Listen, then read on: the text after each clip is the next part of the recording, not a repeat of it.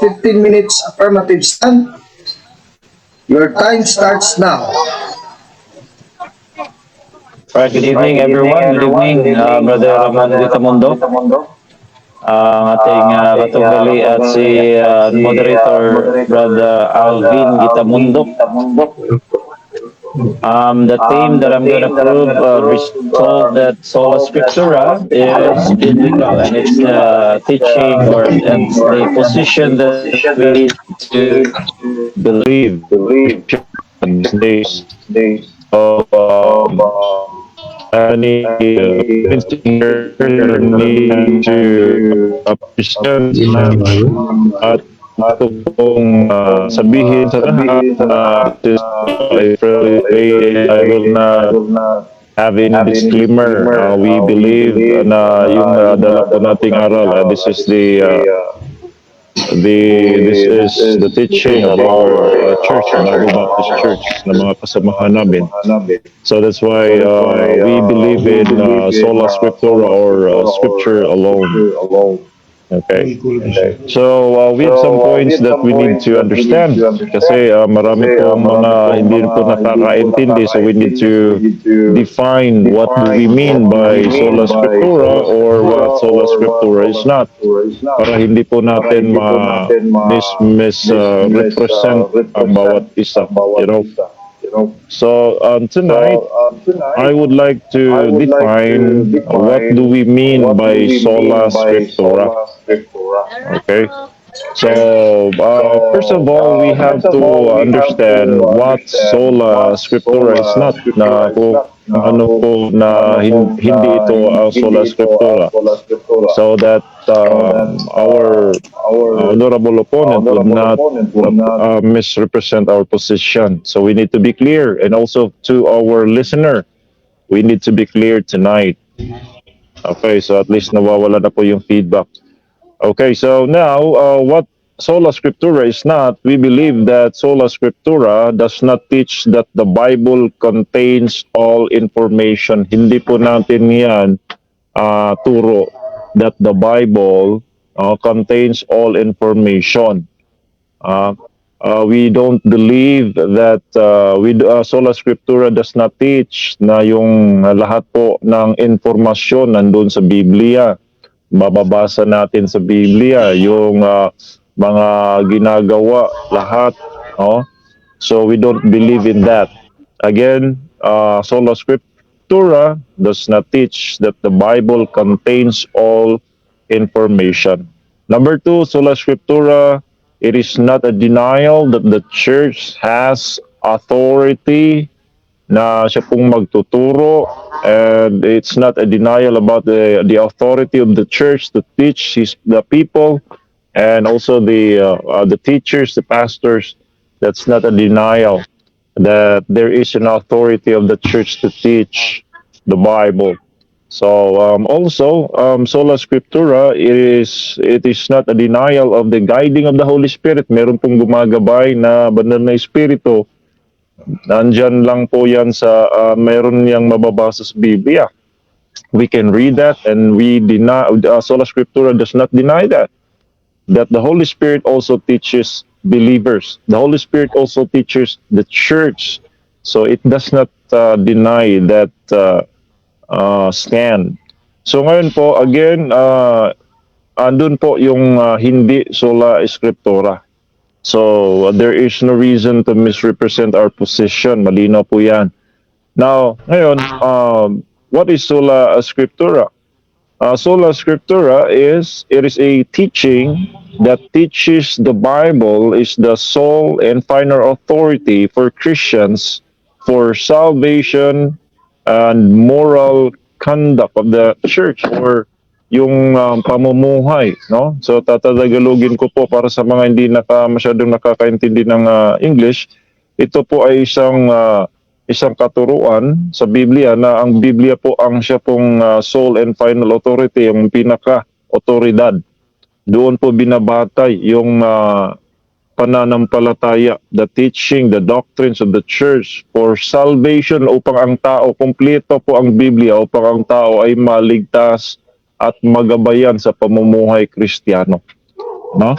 For Christians, salvation and moral conduct, Christian life, Christian living, or yun pong mga ano, kompleto po ang Bible.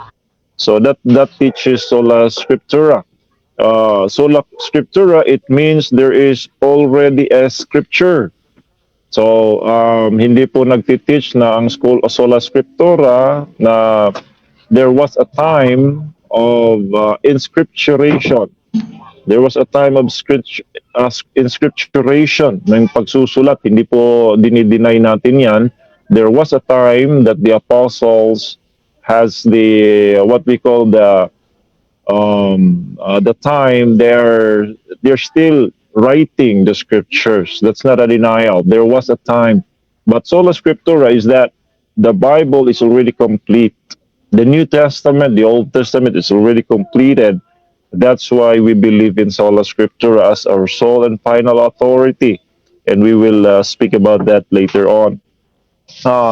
It means that sola scriptura teaches that there is no other inspired, inerrant, infallible role of faith than the Bible. Wala pong tinatawag sa Biblia, no? Wala pong ibang tinatawag na God-breathed revelation. Sa Greek word po diyan ay tinatawag natin yang theopneustos, no? Theopneustos. Yan po ay tinatawag nating God-breathed inspiration.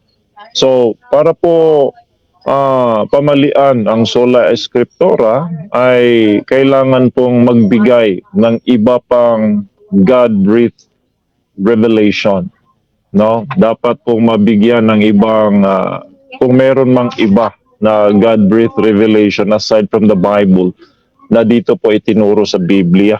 So ngayon po ay ate pong yang isa-isahin. Ang sabi po sa talata sa Juan, okay, sa Juan 20, no, John chapter 20, 20 verse number 30.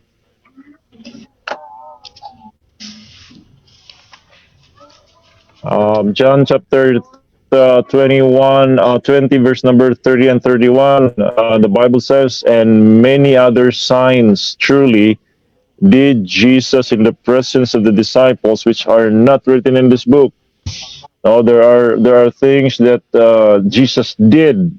It does not say that there are things that Jesus taught. It does not say that there are many teachings of Jesus Christ which are not written. No, it says here that there are many other signs truly did. Merong mga ginagawa ang Panginoon. That's why our sola scriptura does not teach that the Bible contains all information. Hindi po. No, it does not speak about that. It does not teach about that the Bible contains all information. Lahat po ng mga kaalaman nandyan sa Biblia, hindi po ganyan. Kundi the Bible, even if this does not have all the information, but what is in the Bible is complete. It is a complete revelation for people, for us to be saved and to live a Christian life. Yan po ang ibig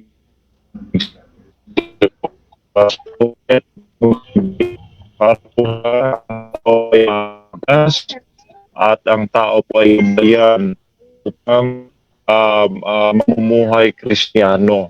Kompleto po yan. At mababasa po na di yung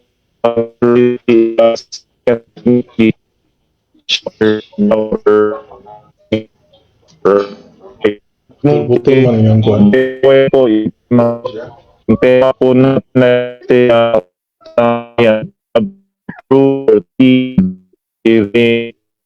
we don't have to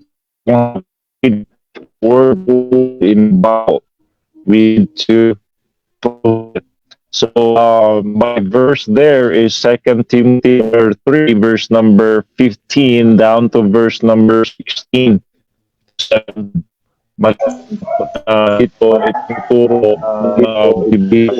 Excuse me, Brad Royan. Brad Royan, excuse me. Your voice seems choppy. We cannot hear you here. The time is paused. The time is paused. Uh, Can you please fix I think your that it, audio?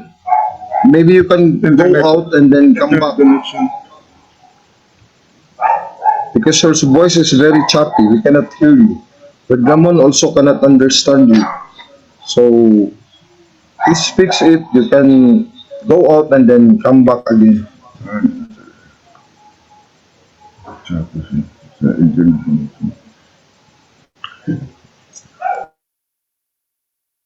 Time is cut, and when Brother Brian comes back, then we will also continue the time. The time now is we still have 6 minutes and 28 seconds. So we are now waiting for Brother Brian.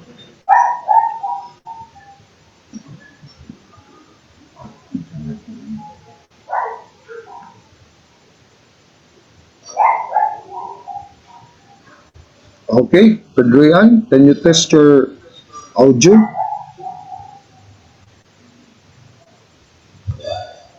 Hello, Brother Brian, can you test your audio?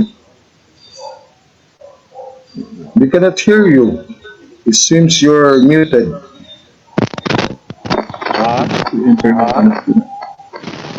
hello? Can you hear me? Yes, loud and clear. So we will again reset the Um, time. wala ang net dito. I'm using data. Okay, but now it's good.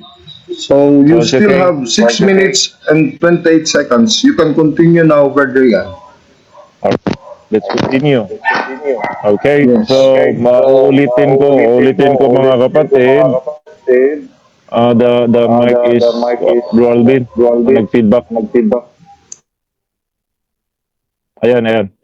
Okay, so uulitin ko mga kapatid, no, I have to repeat na the Bible does not contain all information.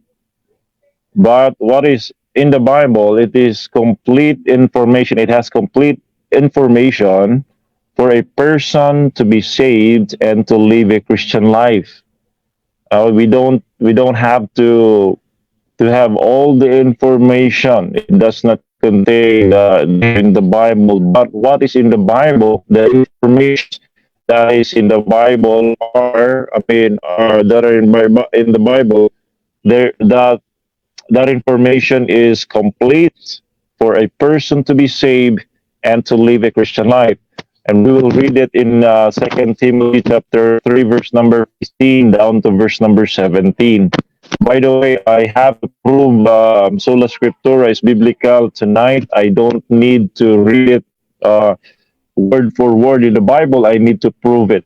So in the Bible, it says here that there's no other documents, there is no other writings, scripture that would help us to be saved and to live a Christian life at the Bible. Right? So, sabi po dito, 2 Timothy chapter 3, verse number 15, and that known the Holy Scripture, that know the Holy Scriptures, which are able to make thee wise unto salvation. Para po ikaw ay maturuan sa kaligtasan through faith which is in Christ Jesus. There you go. In verse 15, you would know that the scriptures make us wise to be saved to salvation through faith in Jesus Christ. Verse number 16, the Bible says all scripture is given by inspiration of God and is profitable for doctrine, for reproof, for correction, for instruction in righteousness, that a man of God may be perfect, thoroughly furnished unto all good works. Wala pong iba mga kapatid. The scripture make us wise to be able to be saved through Jesus Christ, and then it is also the scripture is called inspiration, the inspiration of God. It is God breathed. There's no other God breathed revelation aside from the scriptures. There's no other, Last no 5 else minutes, Brother Ray. aside from the. Last 5 minutes. All right, thank you. Aside from the Thank you. Bible, there's Aside from the no Bible, other there's no God-breathed other God-breathed. revelation that a person could be saved and to live a Christian life. That's why all Scripture is given by inspiration of God. Other, in order for our respective opponent na makapagbigay siya ng ibang God-breathed revelation ayon po sa Biblia, then mapapamalian po yung sola scriptura. So now, in these verses here in Second Timothy, we read that the scriptures make us wise, even the Timothy, unto salvation through faith in Jesus Christ, and it is also the inspired of God, and is profitable for doctrine, for reproof, for correction, for instruction in righteousness, that a man of God, that a man of God may be perfect, thoroughly furnished unto all good works. So malinaw po mga kapatid dito na nagtuturo po ang ating mga apostol like Apostle Paul. And then makikita po natin na why do we believe that the Bible is complete? Why? Because there is a warning. Mayroon pong warning po mga kapatid. Ang sabi po dito sa Galatians chapter 1 verse number 6 to 9, sabi po dito that verse number 7, which is not another, but there be some that trouble you and would pervert the gospel of Christ. Sabi nito, so we or an angel from heaven preach any other gospel preach any other gospel aside from what we have preached unto you, let him be accursed. So there you go, the preaching of the apostles. It's already in there, in the gospel. It is really delivered in there. That means it's already complete, and then we can make it as our basis for the truth. If there be any, even if angel or apostle, the apostle Paul says, sabi po niya dito sa verse number 9, as we said before, so say now again, if any man preach any other gospel. Sabi niya, though we, kahit kami, as apostle or any other man or an angel from heaven, preach any other gospel unto you, let him be accursed. So it's already complete, ladies and gentlemen, and we can make it as a basis of our faith. And also, John in the book of Revelation 22, verse number 18 and 19, this is a familiar passage for each one of us. We know that the book of John, the book of Revelation, which is written by John, it says here in 18 and 19, that you do not Last two add, minutes, Brother Ray. Last you two don't, you don't, minutes. thank you. You don't need to add this prophecy, this book. And then verse number 19, you don't have to take away from the words of this prophecy. That means it is already a complete revelation. We don't need any other revelation aside from the Bible. The Bible can teach us how to be saved. The Bible can teach us how to live a Christian life. Even other issues like business, like courtship, like parenthood, to become a good father, to become a good teacher, everything. There are also things like that, not only salvation, not only to live a Christian life. So the Bible is complete. That's why we believe in sola scriptura as the sole and final authority. And the Bible is also the only one that is called inspired, which is God breathed revelations. And then the Bible says that it cannot be added, even in Proverbs 35 and 6, Deuteronomy 4 2. You don't need to add to the Word of God. So the Word of God is complete for a person to know. Even the Bible says in John chapter 5, verse number 13, Jesus in his preaching endorsed the Bible. John 5:39. Sabi po dito sa John 5:39, search the scriptures, For in them ye think ye have eternal life, and they are they which testify of me. So yan po, malinaw po ang turo ng Sola Scriptura at nilinaw po natin ngayong gabi what Sola Scriptura is not and what Sola Scriptura is. So yan po ang ating masasabi ngayong gabi at siguro yan lang po as of this time, Brother Alben.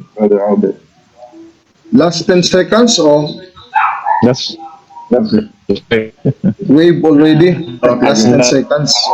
Thank you very much, Padre Alfentes, for that first affirmative stand, 15 minutes for the doctrine of Sola Scriptura. So, Brad Ian, our timekeeper, please set the time for the first cross-examination of the negative stand. Brad Engineer Ramon Gitamondoc of the Roman Catholic Church, 10 minutes cross for Ray Alfentes. Time starts now. Muted.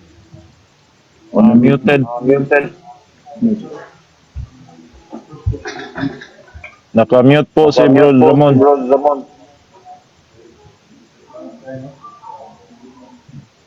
Okay, Sorry. time is reset. Reset po. Over Ramon, you now have your time. Okay, my first question is this. One of the necessary precondition for Sola Scriptura to be operative is that That there is is already a correct. complete Bible, is it not? So evidently, before the Bible is completed, the principle of Sola Scriptura is not It is applicable. also Am I right? applicable in the sense that they are the people there are living below the Bible, or they are under the authority of the Word of God. As if it is our definition, the Bible is the Word of God. People there are under the Word of God, even if it's just not written yet. If it's just spoken by the prophets, they're all under authority of the Word of God. No, I am referring to the written word. No? When I speak about the Bible, of course, we understand it is a written word. So I would like to repeat my question, Brother Ray, that since you already agreed with my first question, that the Bible is not operative as a principle, Sola Scriptura is not operative as a principle prior to the completion of the Bible. So I'm just reversing the question in my second question. So would you agree that the principle of Sola Scriptura is not operative before the Bible was complete? Am I right? I think I affirm that it is also their practice in the sense that the Bible or the Word of God, they made it as their basis of their faith, and they made themselves under the people. I'm talking about the people of God. They are under the Word of God. So that's also a sola scriptura in the sense of that. But in our end, we need to have a complete Bible on our side right now, in our time. So, Brother Ray, are you saying now that even before the completion of the Bible, that is the New Testament canon, that the principle of Sola Scriptura is actually operative, am I right? Yes, it is also operative in the sense that if we believe that the Bible is the Word of God, even if it's not Old and New Testament, we call it Bible because it is also a books. So, in the sense that they made it as their basis for their faith and practice, then that is also operative in that sense. Okay, so thank you, Brother Ray. Now you quoted 2 Timothy chapter 3, verse 16 to 17 in support of your doctrine of Sola Scriptura.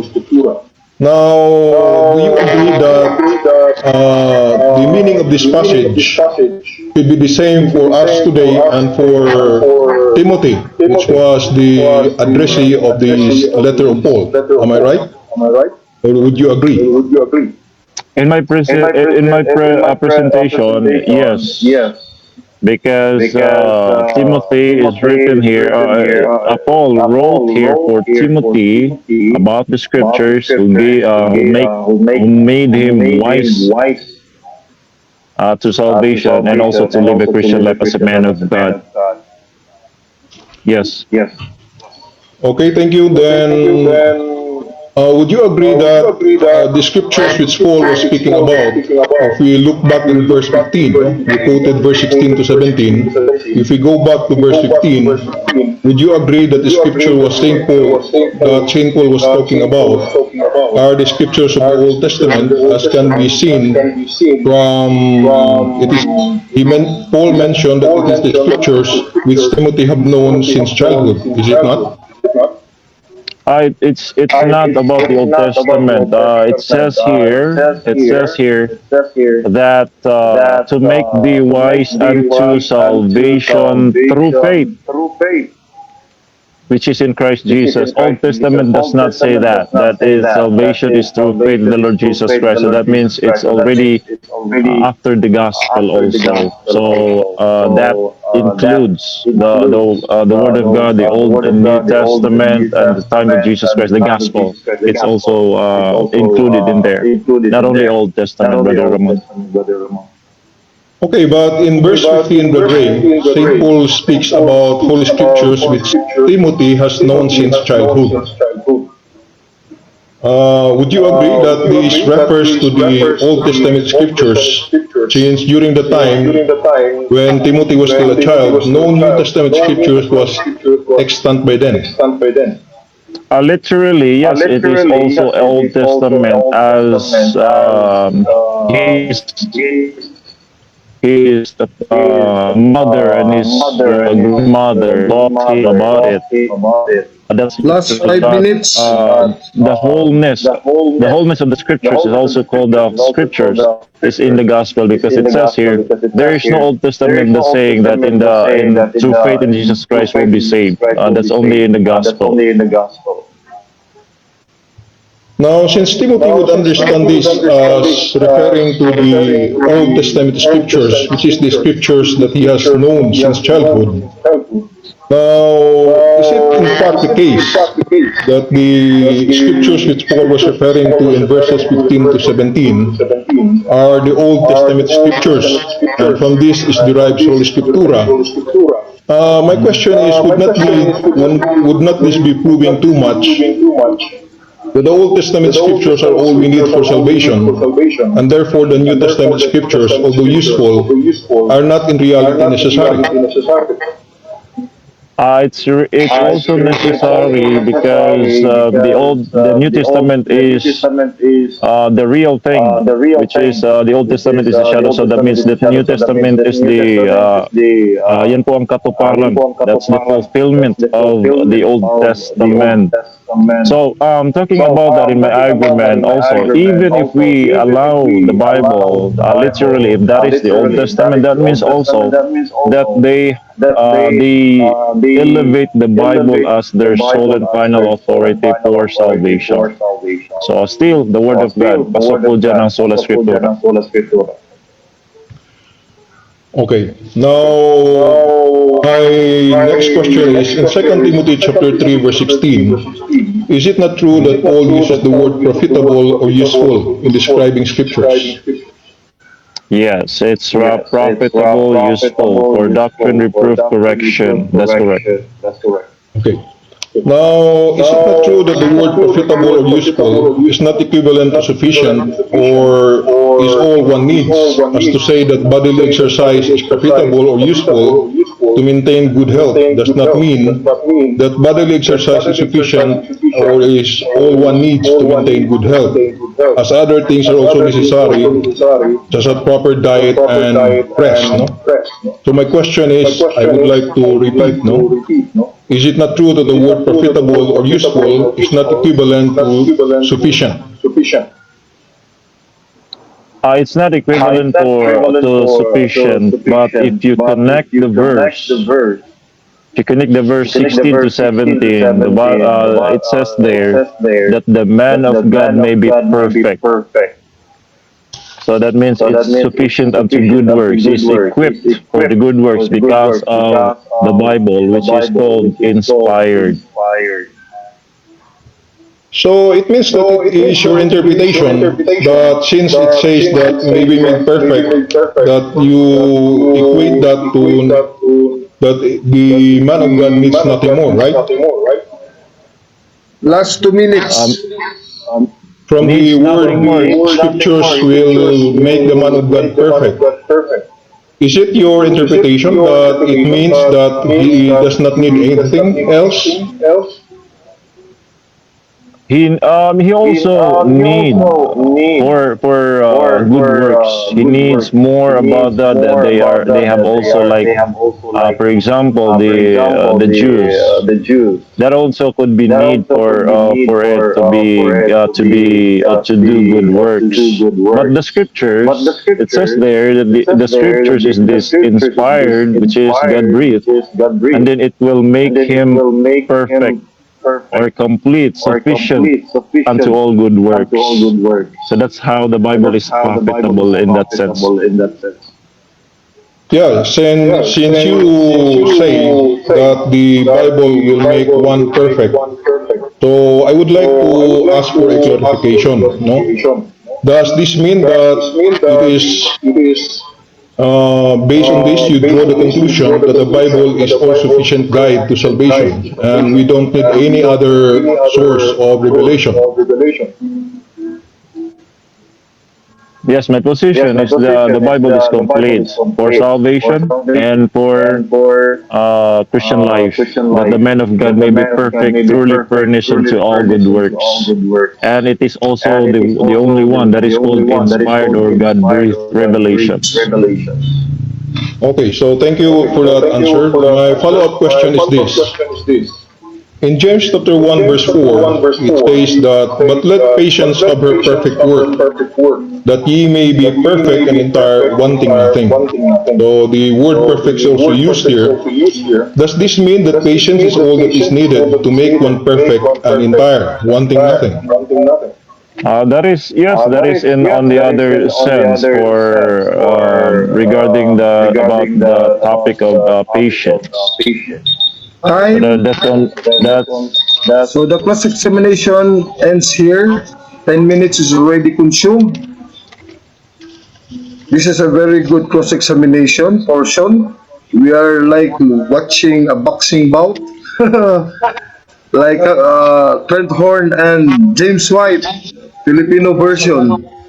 So our listeners and watchers are now, I'm sure they are now very thrilled about this debate, very formal debate. So let's move on.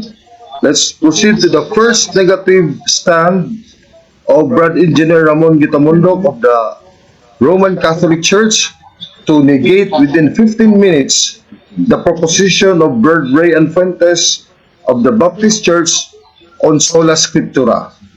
Brad Ayan, please set the time. Okay, so time starts now. Thank you very much, Mr. Moderator. In my negative stand, I would like to present at least 3 arguments why I believe that Sola Scriptura cannot be the only rule of faith for Christians on matter on faith and morals. First, because the Bible does not teach Sola Scriptura. Then second, because Sola Scriptura cannot tell us the canon of scriptures.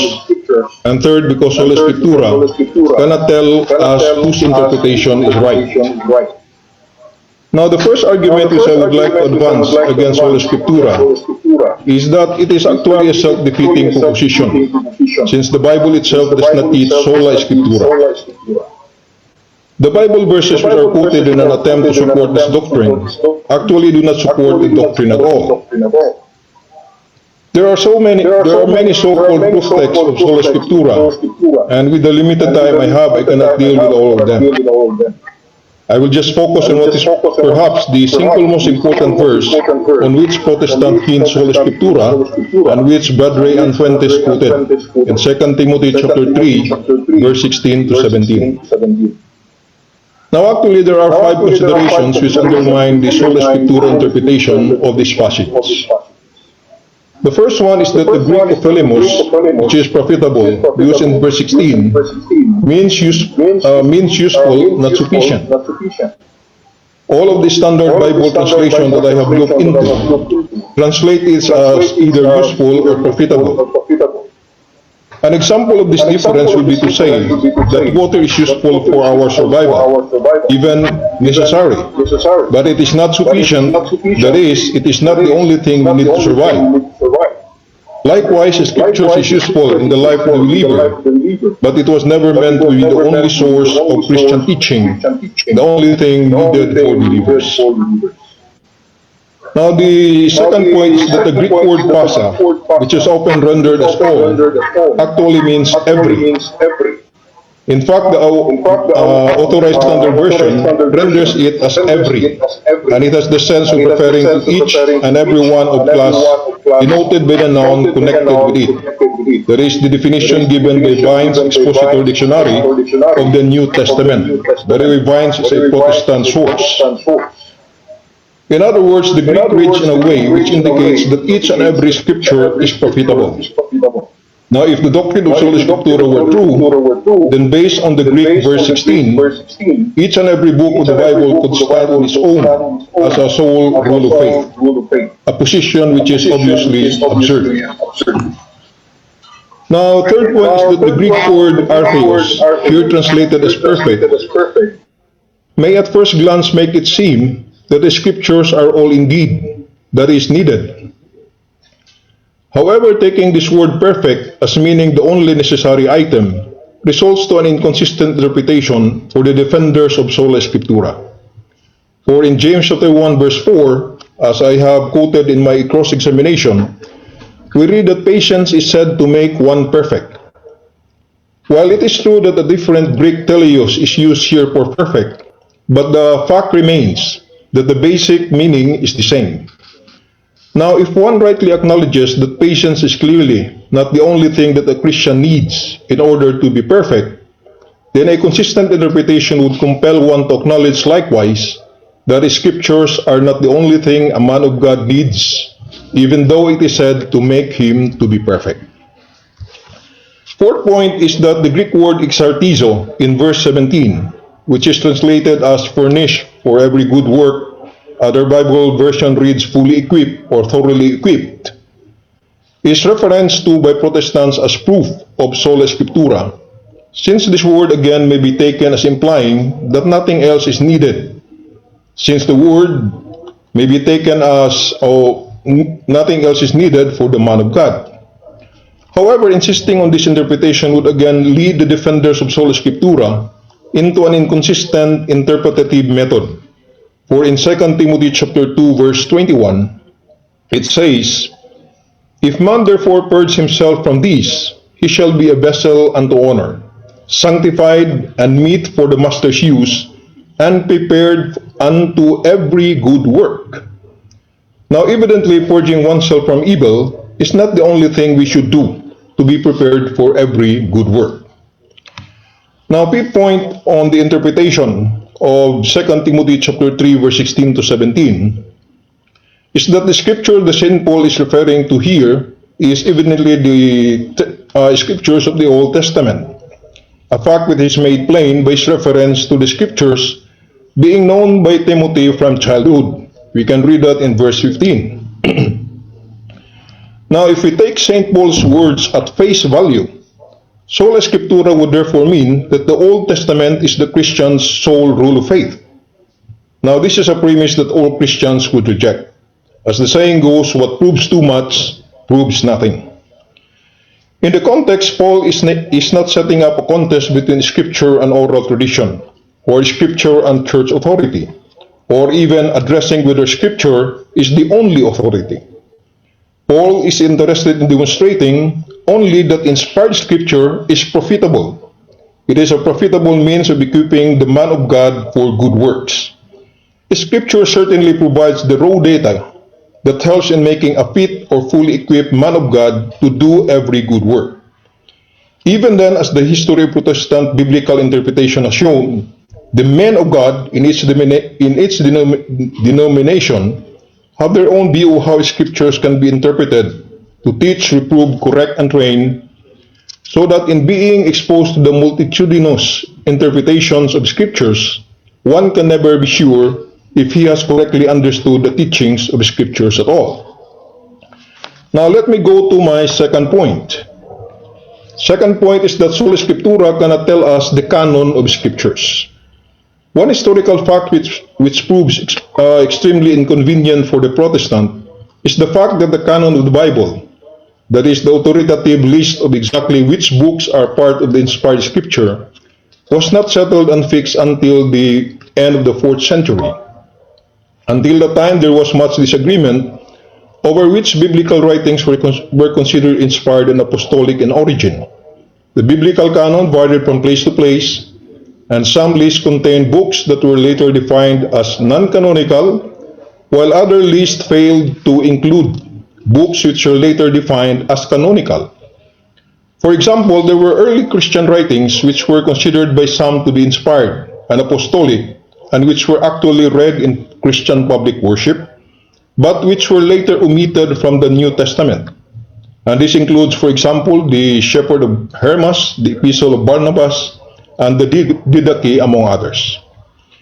Now, there are at least 2 points of consideration for which the answer to the question on the canon of scriptures are not consonant with Sola Scriptura.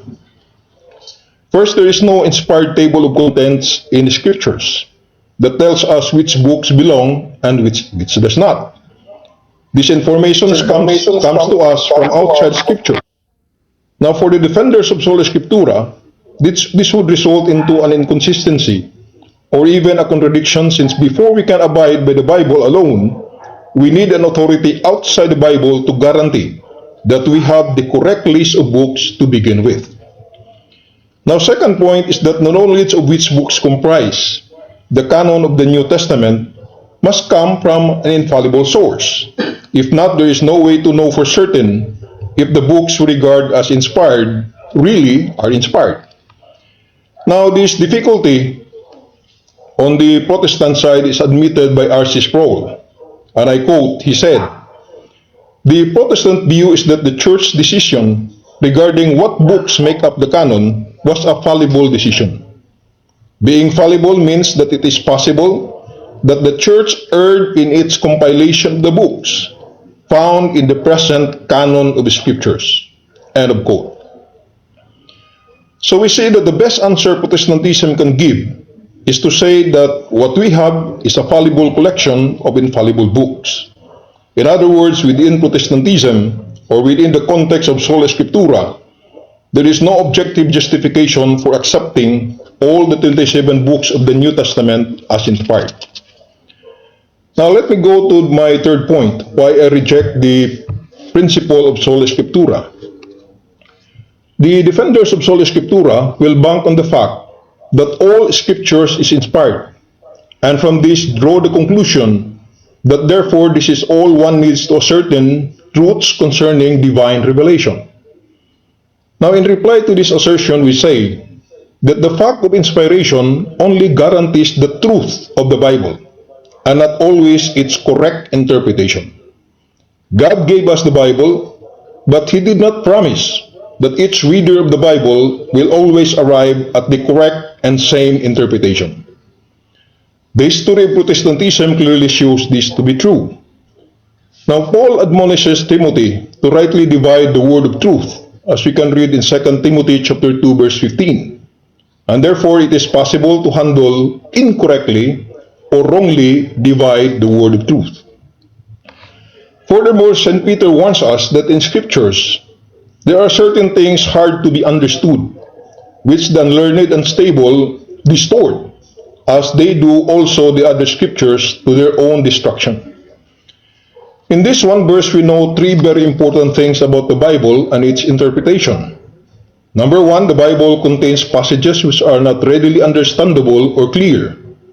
And second, it is not only possible that people could distort the meaning of scriptures, but this was in fact being done from the very earliest days of the church. Last 5 minutes.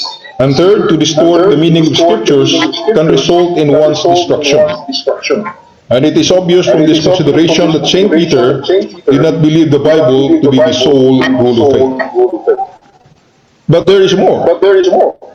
In Acts chapter 8, verse 26 to 40, we read the account of the deacon Philip and the eunuch. In this scenario, the Holy Spirit leads Philip to approach the eunuch who was reading from the prophet Isaiah. He asked him a very telling question.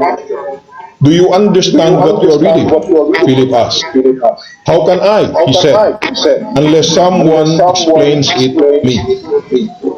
Now this passage directly contradicts the claim of sola scriptura defenders, such as for example Godfrey, who asserts that all things necessary for salvation and concerning faith and life are taught in the Bible clearly enough for the ordinary believer to find it there and understand it. End of quote. Now there is also 2 Peter chapter 1 verse 20, which states that no prophecy of Scripture is made by private interpretation. Here we see the Bible itself stating in no uncertain terms that its prophecy are not a matter for which individual is to arrive at his own interpretation. It is also most telling that this verse is preceded by a section on apostolic witness, as you can read in verses 12 to 18, and followed by a section on false teachers, chapter 2, verses 1 to 10. St. Peter is obviously contrasting genuine apostolic teaching with false prophets and false teachers, and he makes reference to private interpretation as the pivotal point between the two. The clear implication is that private interpretation is one pathway whereby an individual turns from authentic teaching and begins to follow erroneous interpretation. Now, I have asked Badre in my cross-examination portion that sola scriptura as a principle, is it that it requires a necessary precondition that the Bible is already complete? And I think the reply was, he replied it in the affirmative. He agrees that the principle of sola scriptura can only be operative after the Bible has been completed. But actually, in my cross-examination, I find some confusing answer from Badre. Because while on one aspect he admits that the New Testament canon should be complete as a necessary condition for the application of the principle of sola scriptura, but on the other hand he also says that even before that, the principle can still be applied. Now I think you see there is something contradictory in these two replies. If 2 Timothy chapter 3 verse 16 to 17 teaches sola scriptura, then the early Christian must also believe that Timothy was meant to understand 2 Timothy chapter 3 verse 16 to 17 as teaching sola scriptura. Because obviously scriptures cannot be interpreted one way for us and another for Timothy.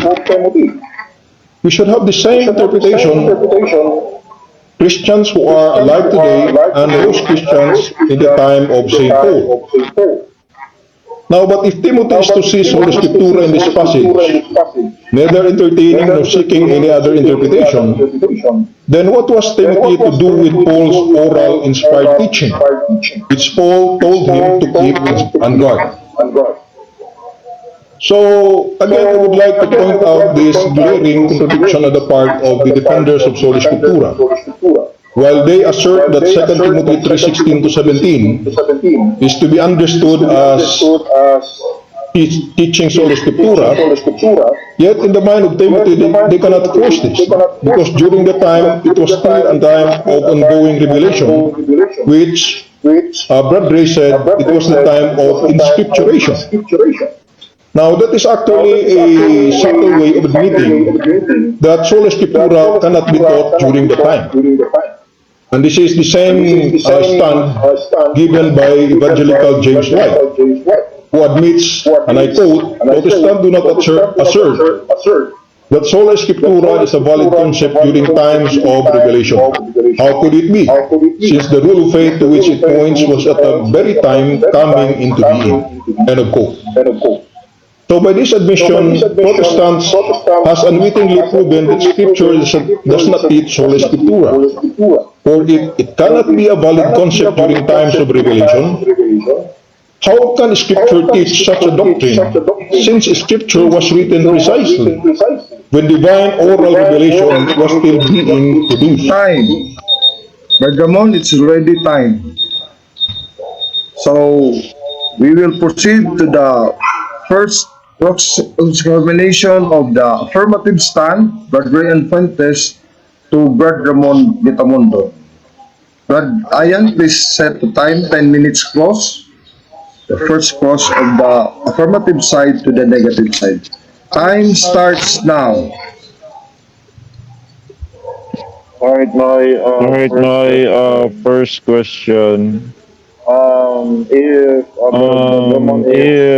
Brother Ramon, if 2 Timothy chapter 3 verse number 15 is only talking about the Old Testament, or let me just rephrase that. Is it your position that really the old that scriptures there in 2 Timothy 3:15, as mentioned by the Apostle Paul, is only the Old Testament? Okay, thank you for that question, Brother Ray. My reply is this: in that particular context, when Paul wrote to Timothy, 2 Timothy chapter 3 verse 15, of course Paul had in mind only the scriptures of the Old Testament, and that is also how he wants Timothy to understand it. Otherwise, he would not have mentioned that it is the scriptures which Timothy knew from his childhood.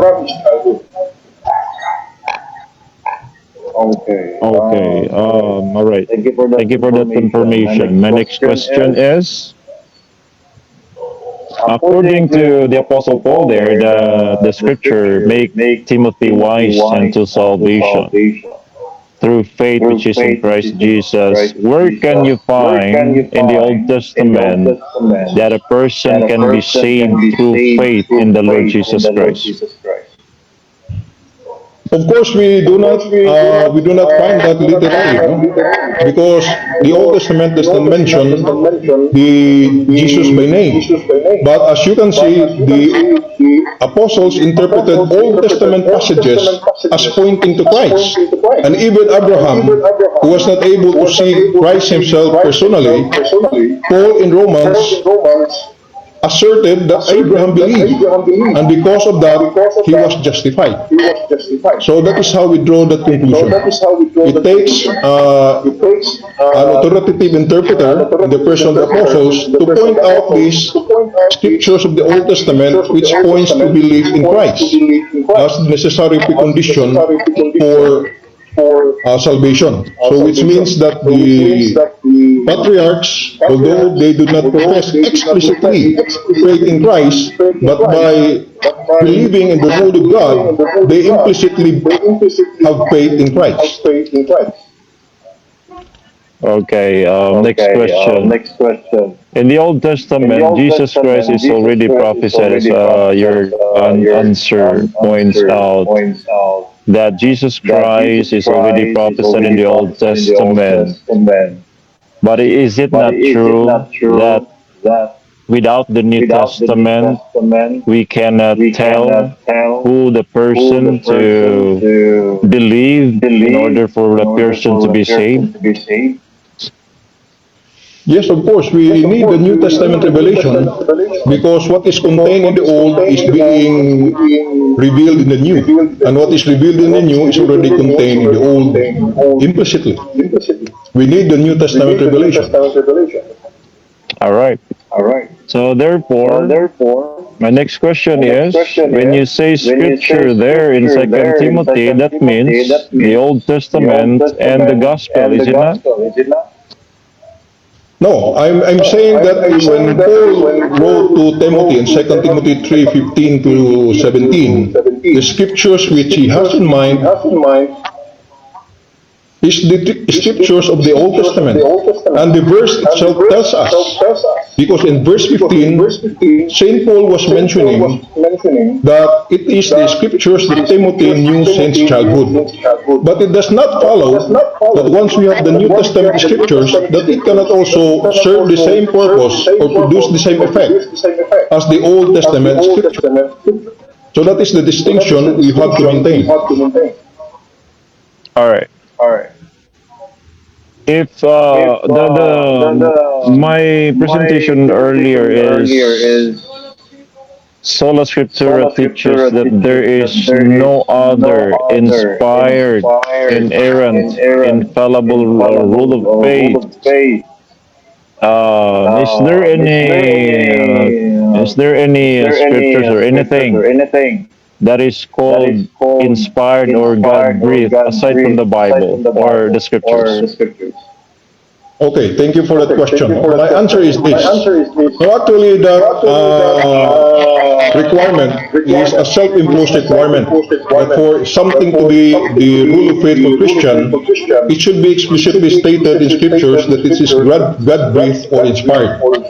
Now, what God-breathed or inspired simply means is that the scriptures comes from God as its primary source. Now, the word of God comes to us, came to the early Christians not only through writing, but also through the oral preaching of the apostle. It is not less a word of God, simply for the reason that it is not written. St. Paul in 2 Thessalonians chapter 2 verse 15 commanded the Christians, hold fast to the traditions which you have handed down to you, either by word of mouth or by word of letter.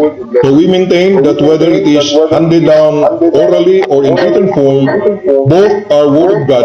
Even though we cannot read explicitly in the Bible, that oral tradition are also called God-breathed. All right. Bro Alvin, can you mute Last yourself? 5 minutes. Kasi nagpipid up, Last five Bro minutes. Alvin. Can you mute yourself, Bro Alvin? Nagpipid back si Bro Ramon.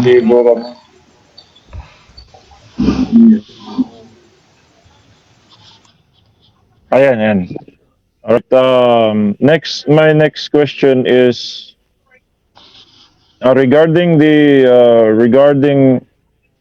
the sufficiency of the scripture. Can you tell us, Brother Ramon, regarding the man of God to be perfect, truly equipped by all good works? Is there anything na makukunan ng source? Is there anything that we can have any other source na maging perfect po, or what to do as good works stated in the Bible? Is there anything na nagtuturo ng good works na wala po sa Bible, o kaya meron bang other source? Is there any source other than the Bible na nagtuturo ng mga morals na susundin ng church? Is there anything? Yes, of course. No. For example, as I have mentioned in my first negative stand, one of the things that is required is that we have to be certain regarding the which books or what books will comprise the Bible. No, before we can even speak about the biblical inspiration, we have to be certain which books will comprise the Bible, and that is the canon of scriptures. You cannot find in the Bible a inspired new table of contents. The apostles did not give us a list of which books are inspired and which are not. So this knowledge came to us not through the Bible itself, but it came to us through the tradition which has been handed down in the early church, and which was formally defined or presented to the faithful through the Council of Laodicea, the Council of Rome, and the Council of Carthage. So that's one example, and I can cite to you other examples of that, but I think I have already sufficiently answered your question by citing one, the canon of scriptures. All right. My next question is, if you said earlier about kanina about those the scripture is only only profitable or just profitable but not complete. I would like to ask, what other good works that are not written in the Bible? Last 2 minutes. Last 2 minutes. Come again?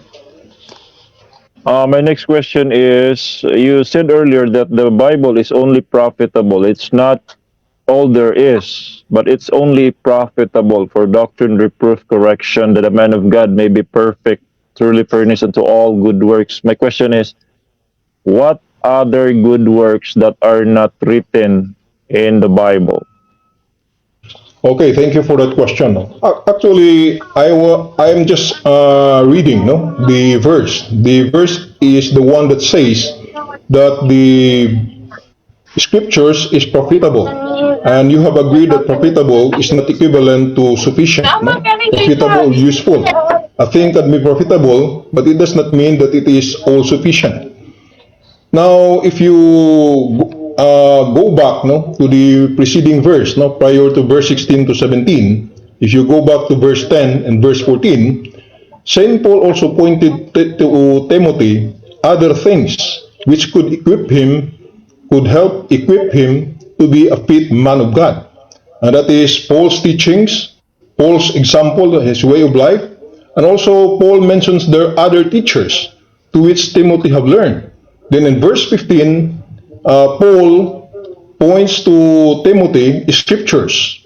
Although in the list, maybe we can say that in the list that Paul gave, scriptures is more important than the others, but nevertheless, it's not the only thing that Paul mentioned in that passage.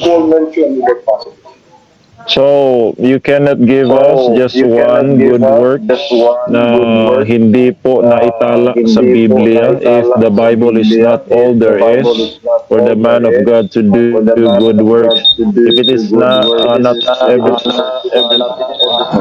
Time. Moderator, can I It's already answer the time. last question? Yes, you can answer the last question. Okay, thank you. Now, actually, I have already given Brother an example. One good work that is not written in the Bible is acceptance of the canon of the Bible. Now, that is necessary for salvation. Okay, time already. So, this is a very fast-paced argumentation and debate. First time in the history of debate here in the Philippines. Again, I know that the listeners and viewers are now thrilled. We're now halfway of the debate since we are now proceeding to the rebuttal portion. So, Brother Ian, the timekeeper, please set the time for the rebuttal span, 15 minutes of the affirmative Broadway and Fuentes of the Baptist Church. Time starts now. Broadway? All right, thank you so much, Mr. Moderator, Brother Alvin Gitamondoc, na newlywed. Ano po? Ako paki-mute po yung Brother Alvin. Yung ano mo, paki-mute yung mic mo, bro. Ayan. So maraming salamat, and also Brother Ramon for being so professional. Okay, kung mapapansin po ninyo, kung napakinggan nyo po, merong tatlong argumentation na inilatag sa atin. No? There are three arguments at premises na inilatag sa atin. We are told about the canon of scriptures because sola scriptura cannot be true because you will not know. There is no table of contents in the Bible itself. And about the interpretation, I believe that those are not the belief or the premises that we have laid down earlier. Those are not. That's why we already binibigay na po natin. We lay down our arguments about what sola scriptura is not, and then what sola scriptura is. So malinaw na po sa atin yan, and those arguments did not refute my arguments, but let us have a rebuttal about that.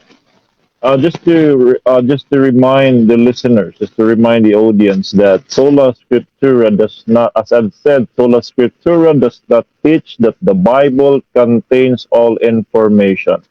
That includes the table of contents. So, kung gusto po nating malaman kung ano-ano po yung canon of scriptures, iba pong topic po 'yan. Oh, that's another topic to know what includes the canon of scriptures. And we know that the canonicity of the scriptures, it is God who made the canon. It's not man. It's God who made the canon because that's his word.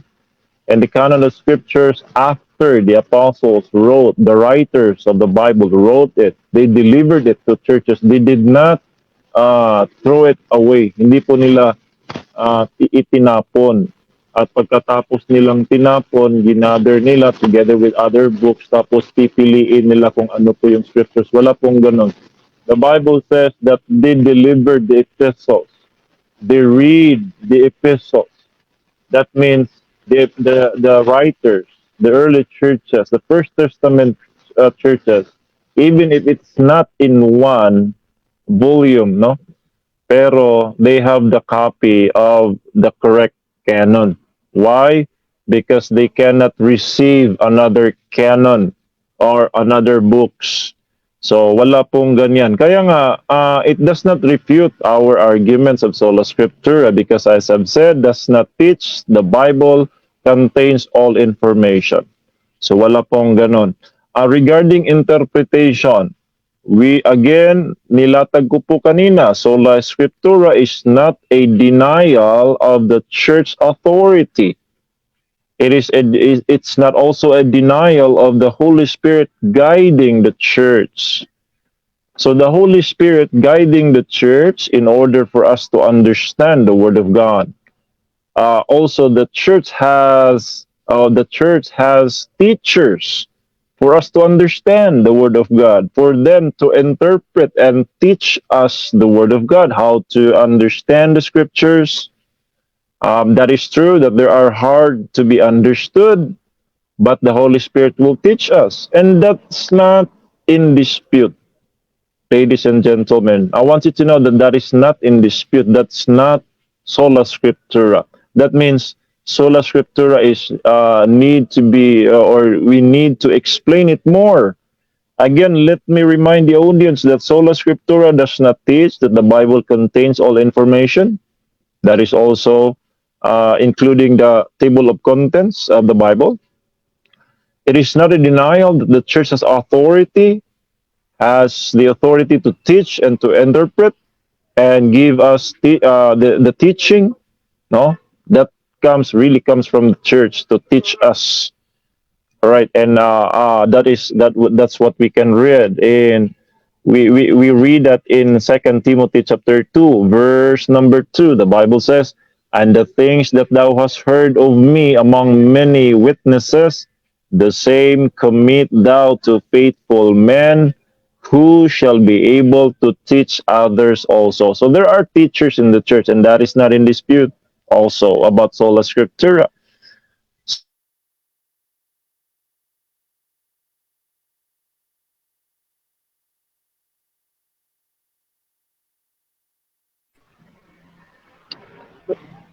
All right, can you hear me?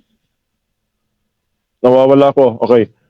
Sola scriptura is not a denial of the guiding of the Holy Spirit. Brother Ramon mentioned earlier about Second Peter. That's a very strange in the book of Second Peter, that interpretation. Let's explain this for the sake of the viewers.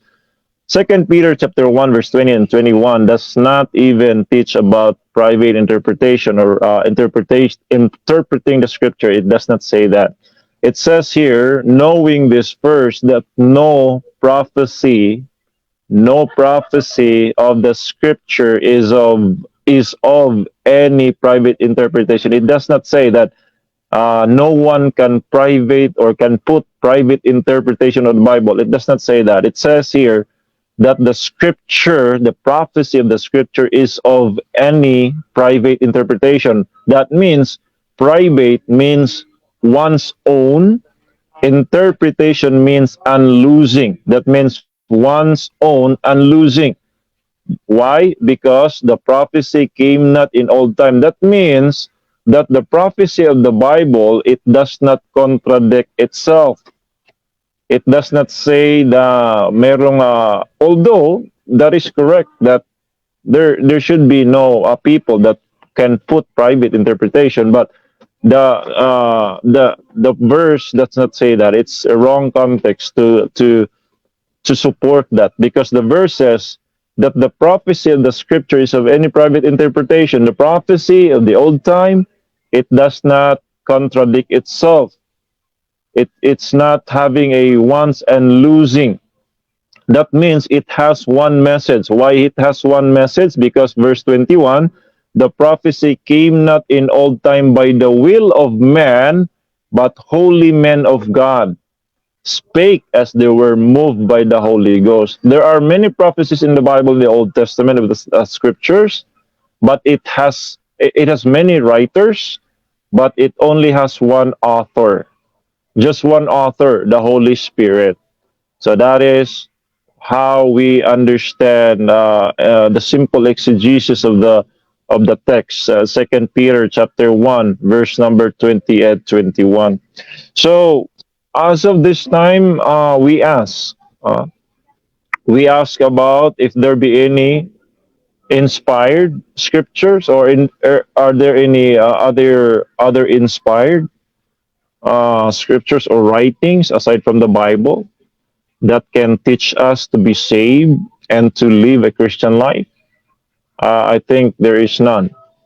The argument about the argument about the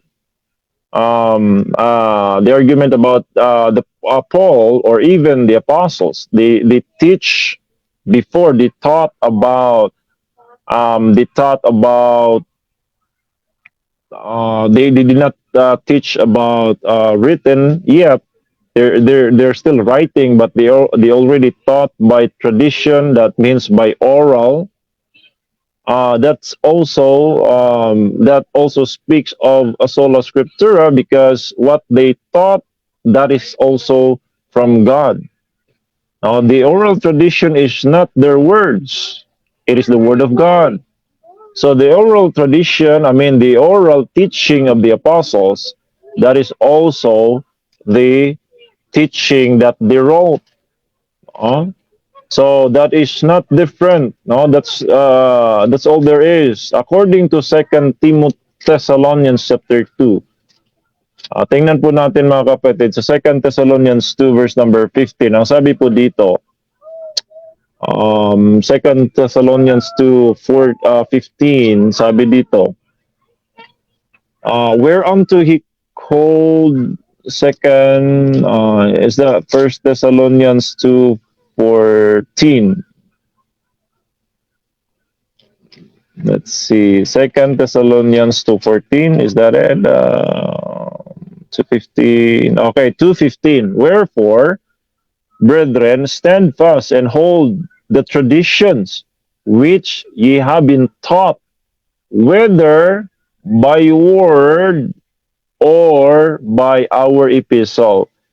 That means there are inscripturation of the inscripturation period of the New Testament. They are just taught teaching them by word, but the Bible says or by epistle. That means when the time it was written, what they taught by word orally, that is also what they have wrote, not what they have written. It's not different. The Bible says it did not say hold fast the tradition by word and epistle. Last If, five if, minutes, if, Brother Ray. if Last five Okay, thank minutes. you, thank you. If the Bible says tradition by word and epistle, that means two. But when the Bible says epistle or by word, that means what they have spoken, what they have taught by word, it is only this. It is also the same as what they have written. Now, the contention, we are told that I have a contradiction about the statement earlier. What I said is, I want to clear it out, that what I said is that before the completion of the Old Testament, in the sense of our presentation, they are also practicing sola scriptura, because the sola scriptura says that they have submitted themselves under the authority of the scriptures. So before the Old Testament, even the Jews, they held more of the scriptures, more of their tradition. Even their tradition is under those uh, the scriptures. So they held more, they elevate more the word of God above them themselves, or even the other teachings or other books.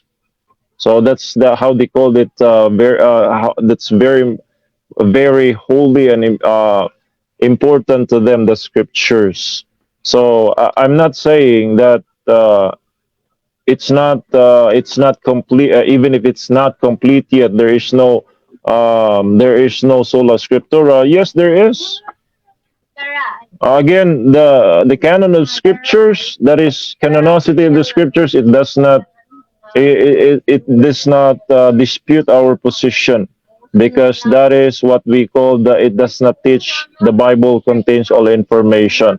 So the canonicity of the scripture is not a dispute, or it's not an argument to be argued, or to be argued against sola scriptura. So I don't see any connection in there. So we need to focus on the arguments from selected or provided. We lay down that it is the teaching that teaches the Bible is the sole and final authority for Christians for salvation and moral conduct of the church. So the question is, meron pa bang ibang mga good works na hindi sinalaysay sa Biblia?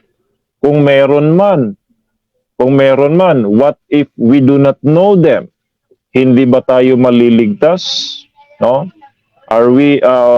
Is it na hindi tayo maliligtas kung kung we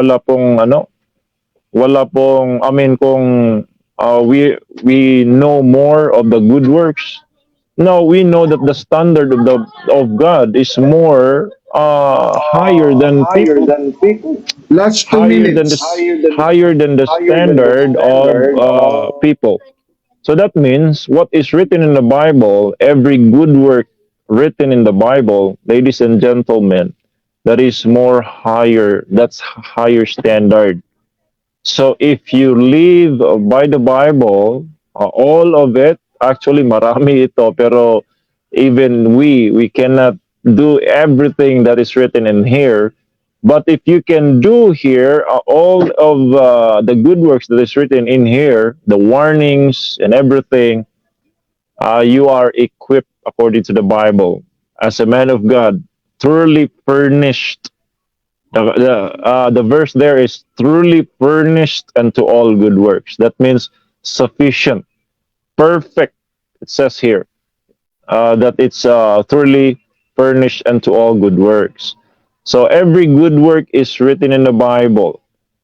Kung meron mang iba, then that cannot be that's even if a person will not do that, kung meron man kayong ibang good works na hindi isinulat sa Biblia, hindi po yan apektado ang kaligtasan. The Bible says here that the scriptures will make us wise unto salvation through faith which is in Christ Jesus, to be saved. And then good works will follow in verse 16 and 17. And then if you will do everything that is written in the Bible, then you are equipped, perfect, truly furnished unto all good works, because that's all there is. That's all we need. People, we all what we need is salvation. We can find it in the Bible. and then equip us to good works. We can also find that in the Bible. So that is all there is. So sola Time, scriptura Brother is Ray, biblical. time is already consumed. So we will now proceed to the second cross-examination of the negative stand to the affirmative stand. Brad Ayan, timekeeper, please set the time, 10 minutes, cross. So time starts now. Brad Ramon? Oh, mabuti. Okay, thank you, Brother Ray, for your rebuttal presentation. My first question is, I would like to get back at something else because you repeated also this one in your rebuttal presentation. You said that even before the New Testament canon was completed, that Sola Scriptura was already operative. Am I right in saying that is what you said? Can you repeat that? Your line is cutting in and out. I don't know if that's Uh, mine, but I did not catch the question. okay. Can you So please I'll stop the time? Kay okay. ibabalik po o ulitin ni Bro Ramon. Go ahead. Okay. Sige, I'll repeat my question. No? Are you saying that even before all the books of the New Testament was written, that the principle of sola scriptura was already operative?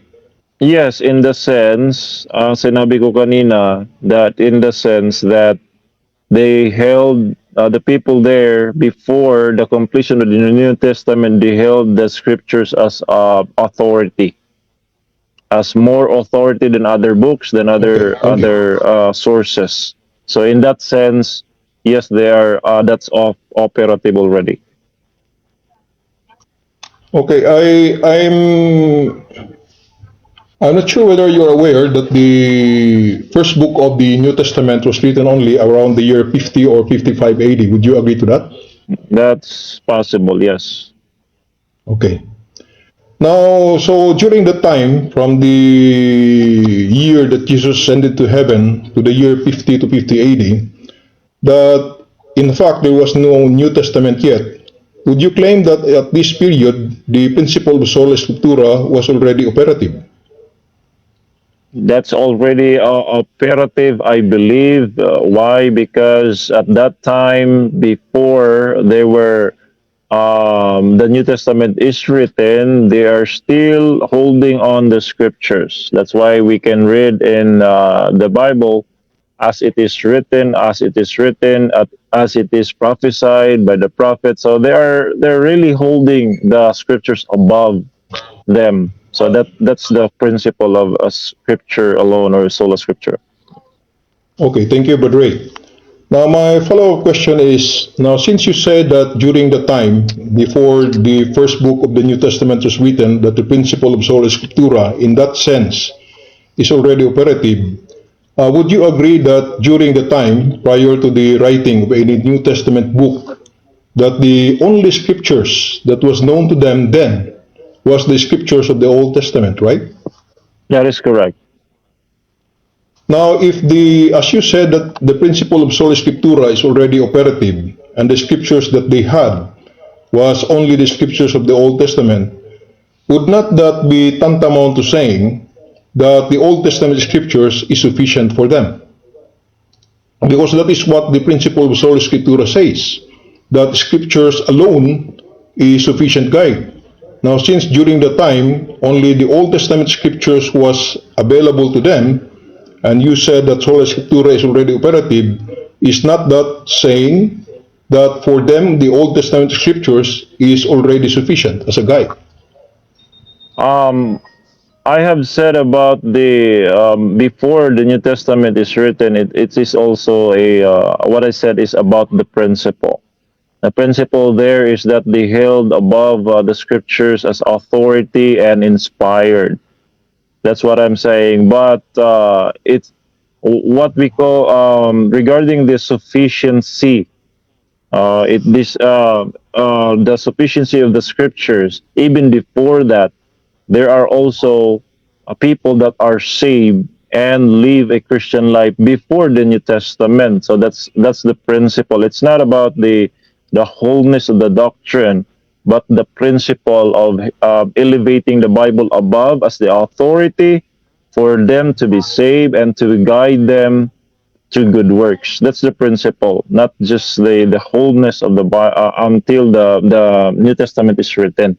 So I'm talking about principle, not really the case of everything what we have discussed about, or my premise that was laid down.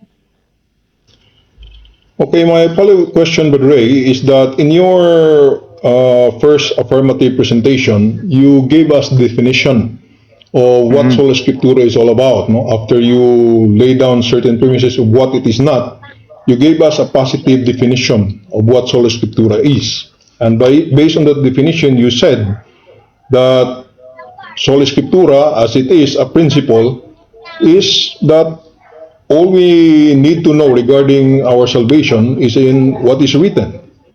Now, so going back to my question, since during the time before the New Testament was written, the only scriptures that they had was the Old Testament, and the principle of Sola Scriptura says that it is sufficient, no? What is written. Would you say that the Old Testament scriptures was sufficient for them? I did not say that it's sufficient. What I is that the scriptures without the New Testament is already sufficient. I did not say that. What I'm saying is when I say about I believe that the principle of sola scriptura can be practiced also without the New Testament, is that they held it as the authority and inspired scripture that can teach them to be saved and to live a Christian life. Lies But 5D. it does not say that we don't need the New Testament. We still need the New Testament, and it's more complete in there. But regarding the salvation, Bro Ramon, and also the good works, to know the scriptures is also sufficient in their time. In their time, without the New But Testament yet. But isn't it that based on the definition of sola scriptura, that it is about the sufficiency of scriptures, right? It is also a sufficiency of the scripture. In our time we have the New Testament, but in their time without the New Testament they also have scriptures, Old Testament. It is also sufficient for them. It's very ironic that we say that it's not sufficient for them to be saved and to live a Christian life. Why? Because if that is a principle, then the Old Testament, they cannot be saved without the New Testament. That's not so. It's really consistent on that sense. Now, if you say that the Old Testament was sufficient for them, then is that's the same as saying that they don't need the New Testament revelation because the Old Testament was already sufficient for them. No, it is sufficient for them to be saved and to live a Christian life, or to live as in the basis of God's word. I did not say that it's already there is that we don't need the New Testament. But even without the New Testament, what I'm saying is, even without the New Testament, they can live by the word of God, elevated, and they can be saved without the New Testament yet. So that's why, in that sense, they are also practicing sola scriptura by principle, not the wholeness of the Bible.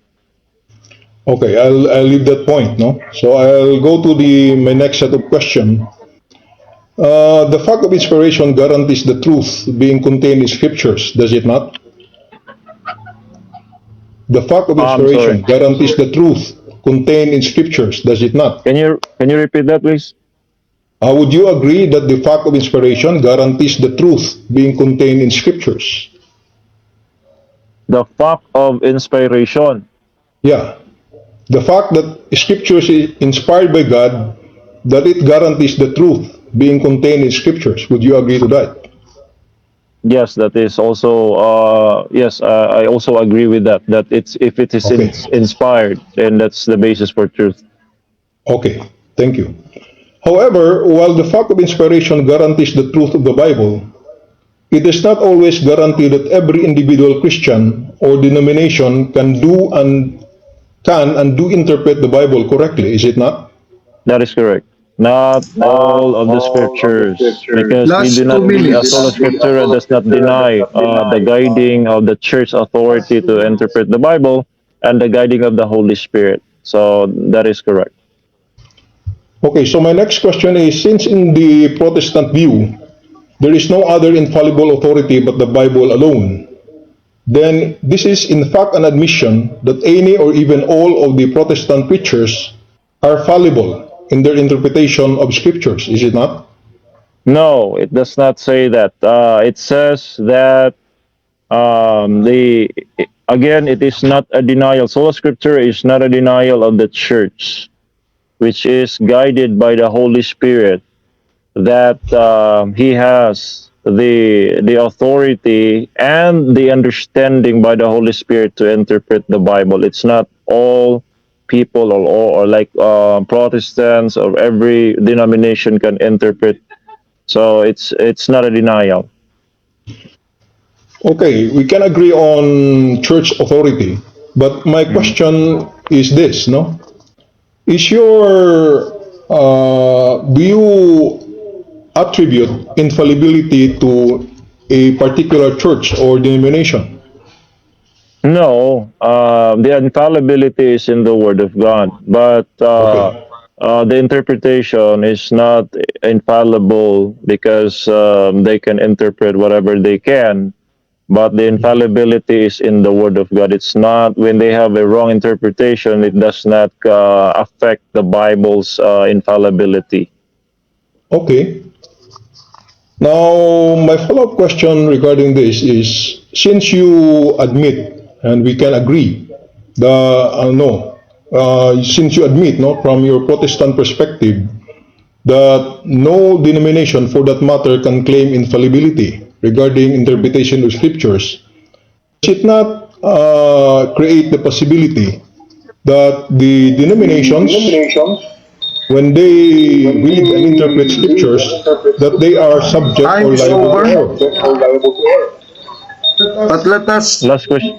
Last uh, question na yan. Brad Ray and Fuentes answer the question. The last question Can you from repeat that? Ramon. Can you repeat that? Kasi Okay. sapawan. Can you repeat, bro Ramon? Please. Okay. So my question is this.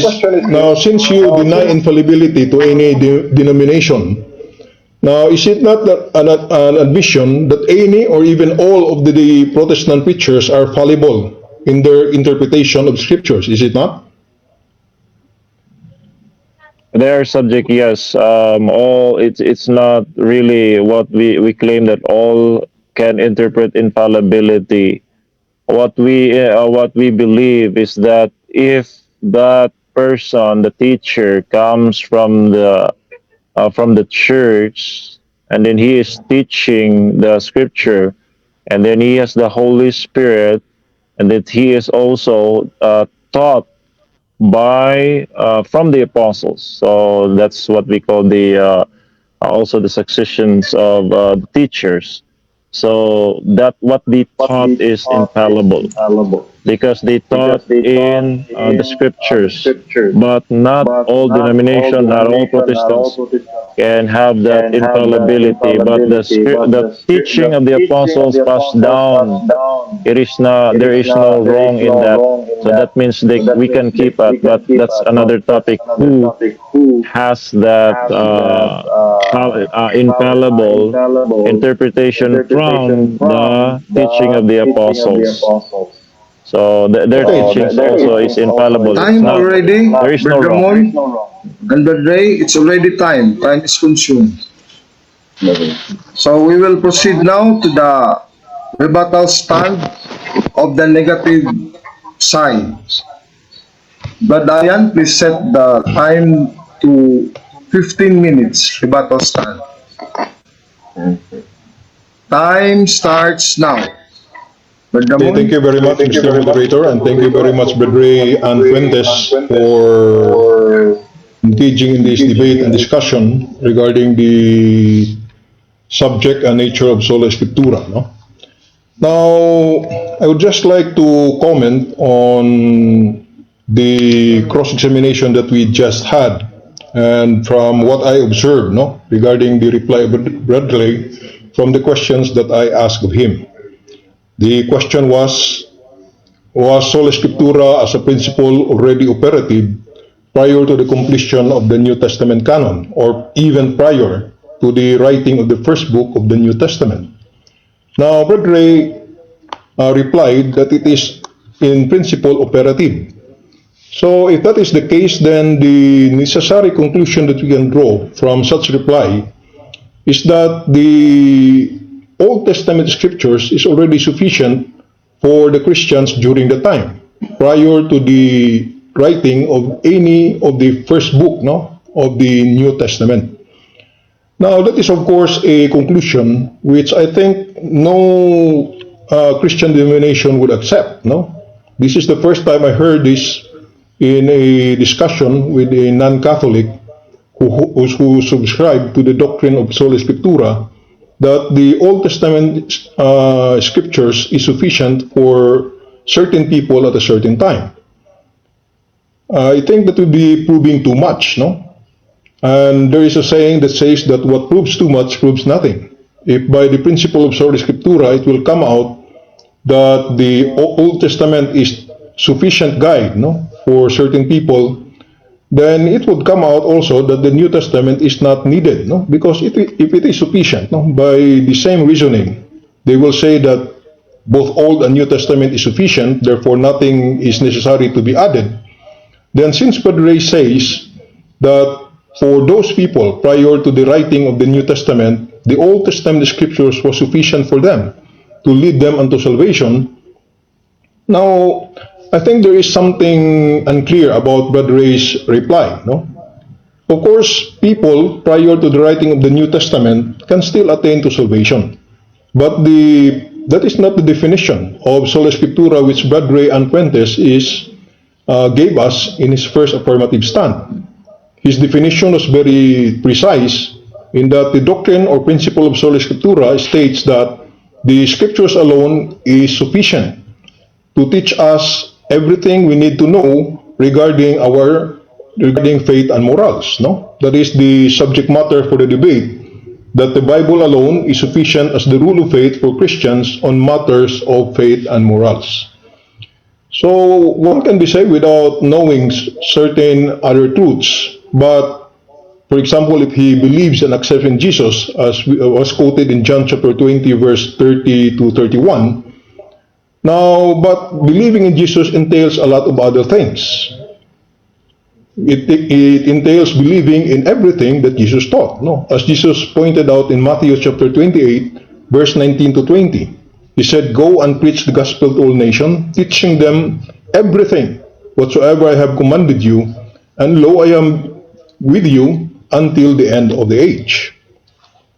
So I think on that point, I hope that Brother Ray will clarify in his final stand regarding, he will try to iron out, no, such, for me, a contradiction in the definition of sola scriptura. Now, Brother Ray said regarding the canon, no, for me, this is kind of an attempt to evade at the real problem of those who espouse the principle of sola scriptura, and it is the canon of scriptures. Of course, we do not deny, or we do not hold it against the defenders of sola scriptura to find everything in the Bible. We do not say that, no? Even Catholics can accept what we call material sufficiency of the scriptures. That is, everything we need to know regarding salvation is either implicitly or explicitly contained in scriptures. But what Catholics deny or cannot hold as true is the Bible being formally sufficient guide to teach us regarding faith and morals. Now, there is a certain distinction between being materially sufficient and being formally sufficient.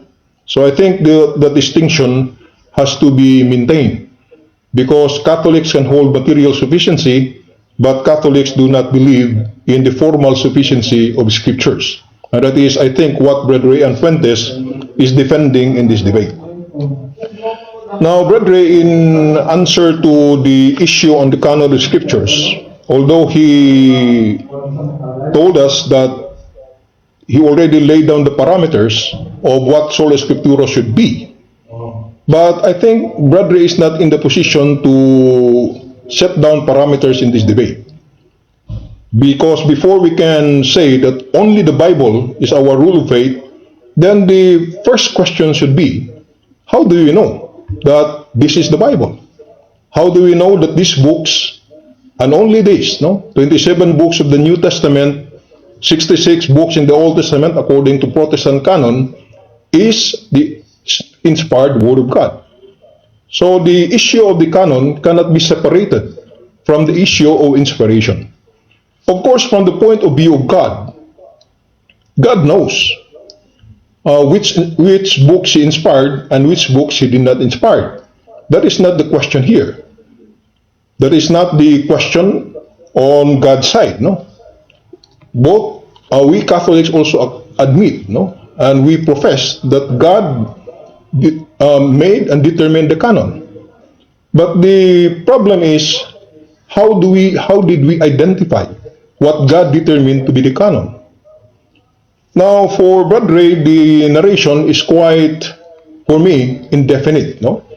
He would present to us a certain picture that Christians during the early times just happened to gather these books, and these were read in churches, then later on compiled into a single volume, which we now call the Bible. But if you read church history, you can see that it is not as simple as that. As I pointed out in my first affirmative stand, that during the early centuries, the early Christians did not have a unanimous list of canonical writings.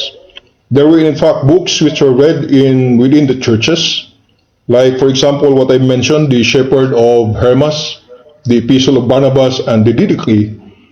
They were read inside churches, but later they were not included in the canon. And there were also writings which were doubted. Like for example, the Epistle to the Hebrews, the Book of Revelation, it took certain time before it got a general acceptation for Christians during the time. So there must have been a definite authority who can bind subsequent Christians to their decision that this is what the books of the Bible contains.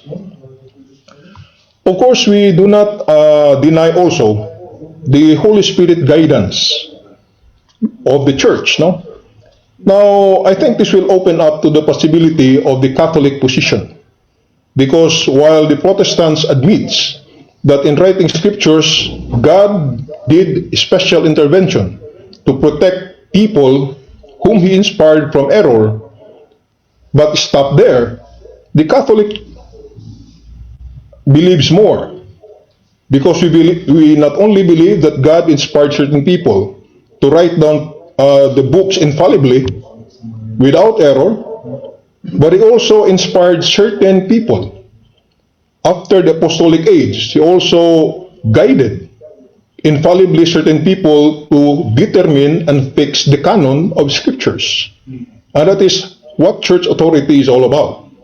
And I think that part the Protestants deny.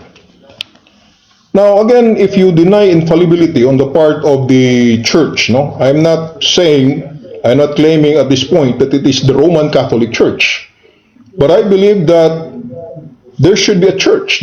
It was the church founded by Christ, whom He promised that the gates of hell will not prevail against it, who gave us the Bible.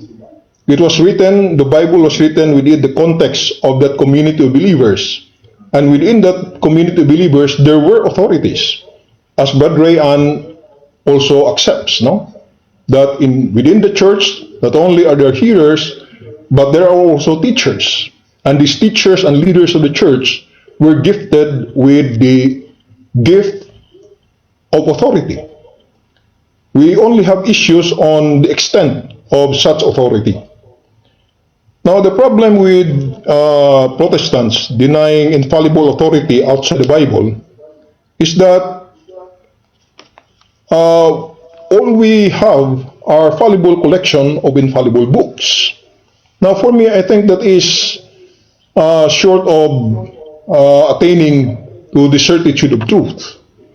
Because if we are to have a collection of infallible books, then we have to be certain there should be an infallible authority that will vouch for us that these books are infallible. And I think God provided for us that safeguard. God provided for us that safeguard when He guided those early fathers, bishops, in their discernment of the canon of scriptures.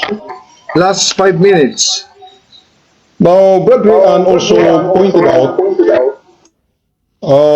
in his second rebuttal, he quoted John chapter 5 verse 39 where Jesus said, "Search ye the scriptures." Now, the fact that Jesus pointed to the people during his time, the scriptures, does not present a problem for us Catholics.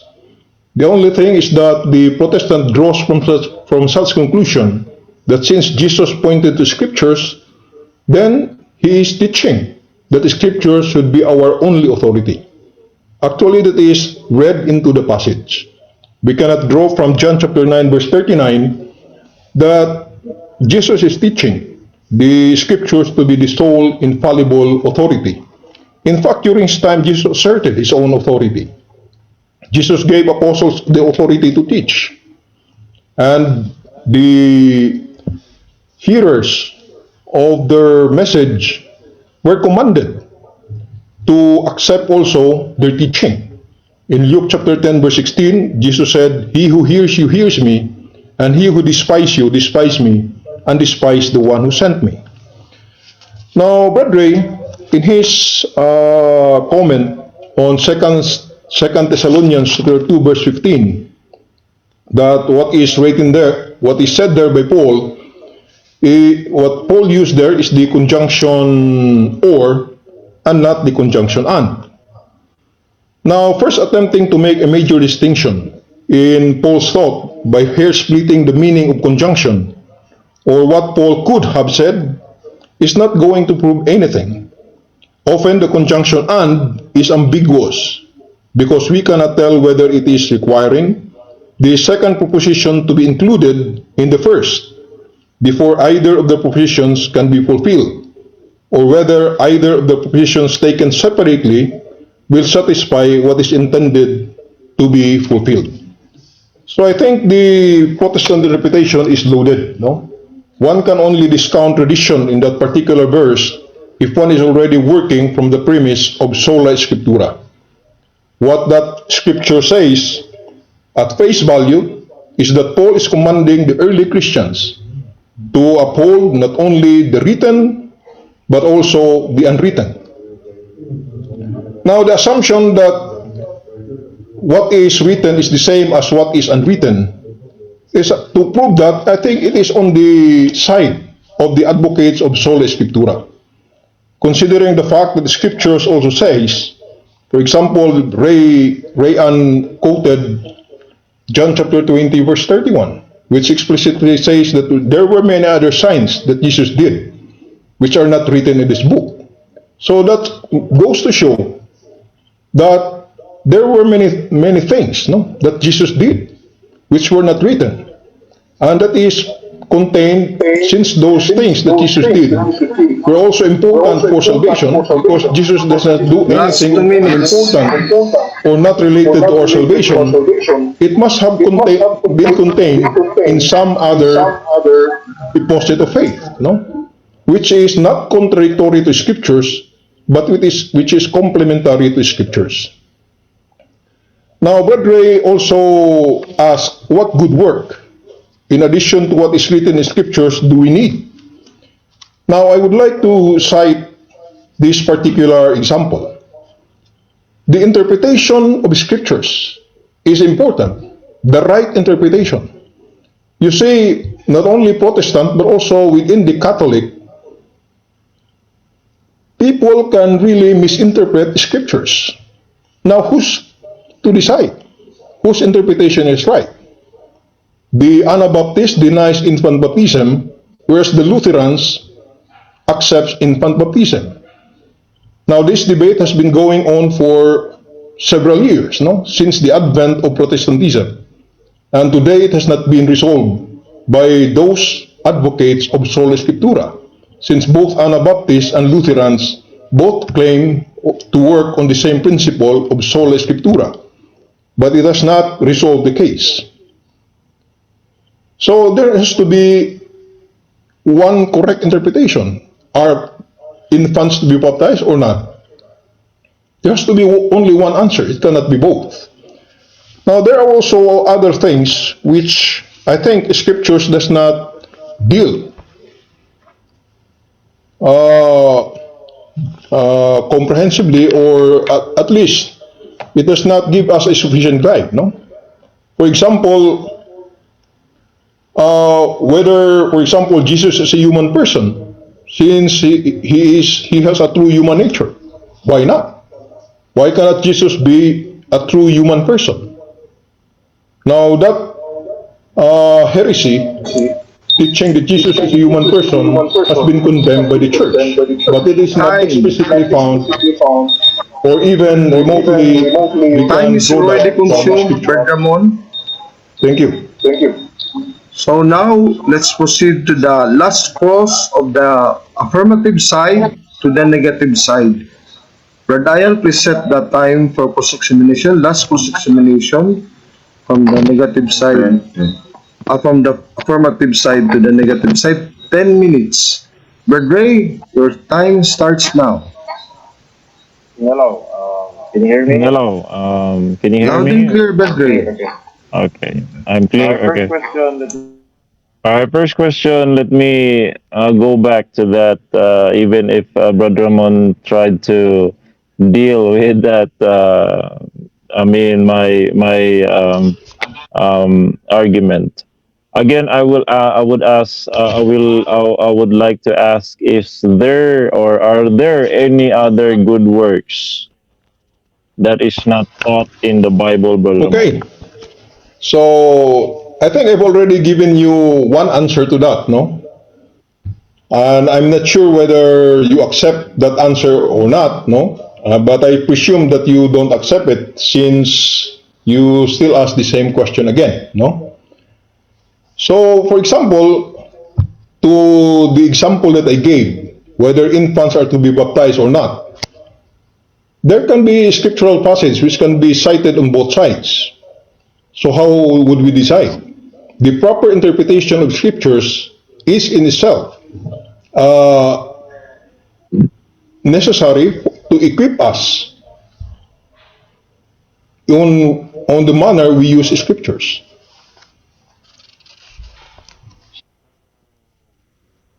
So, proper interpretation is a good work, not stated in the Bible. Is that your No, position? that is not what I meant, Brother Ray. What I meant is we have scriptures. That's fine, that's good. We thank God for that. But together with that, we also have the proper interpretation of scriptures, which is contained outside of scriptures. And that is contained in tradition. For example, do we baptize infant? It is not really definitively settled, no, in the Bible, because as I said, Anabaptists and the Lutherans have been debating on this issue for centuries, no, but with no resolution which can be seen ahead. So there has to be a correct interpretation of this, and I think that is contained in what is unwritten, which we call tradition. All right. I just would like to make sure that it is answered correctly. What I understand is that interpretation. So I'm asking about, are there any other good works taught or not taught in the Bible? That's my question. So is it your position that one of those good works that are not taught in the Bible, one of those is uh, correct interpretation? Is that what you're trying to say? Okay, let me clarify. Now, the Bible, of course, it endorses, no, or it teaches that we should correctly interpret scriptures. That is what the Bible teaches. No, we can draw that either explicitly or implicitly from certain passages in the Bible. But the fact of the correct interpretation, you cannot find that in the Bible. The Bible does not interpret itself. As we can see in the example I've cited regarding infant baptism, the Bible is not decisive on this issue. So is decision on that issue or other issues, the decision itself, is that what you are giving us an example that is not, that is a good work taught outside the Bible?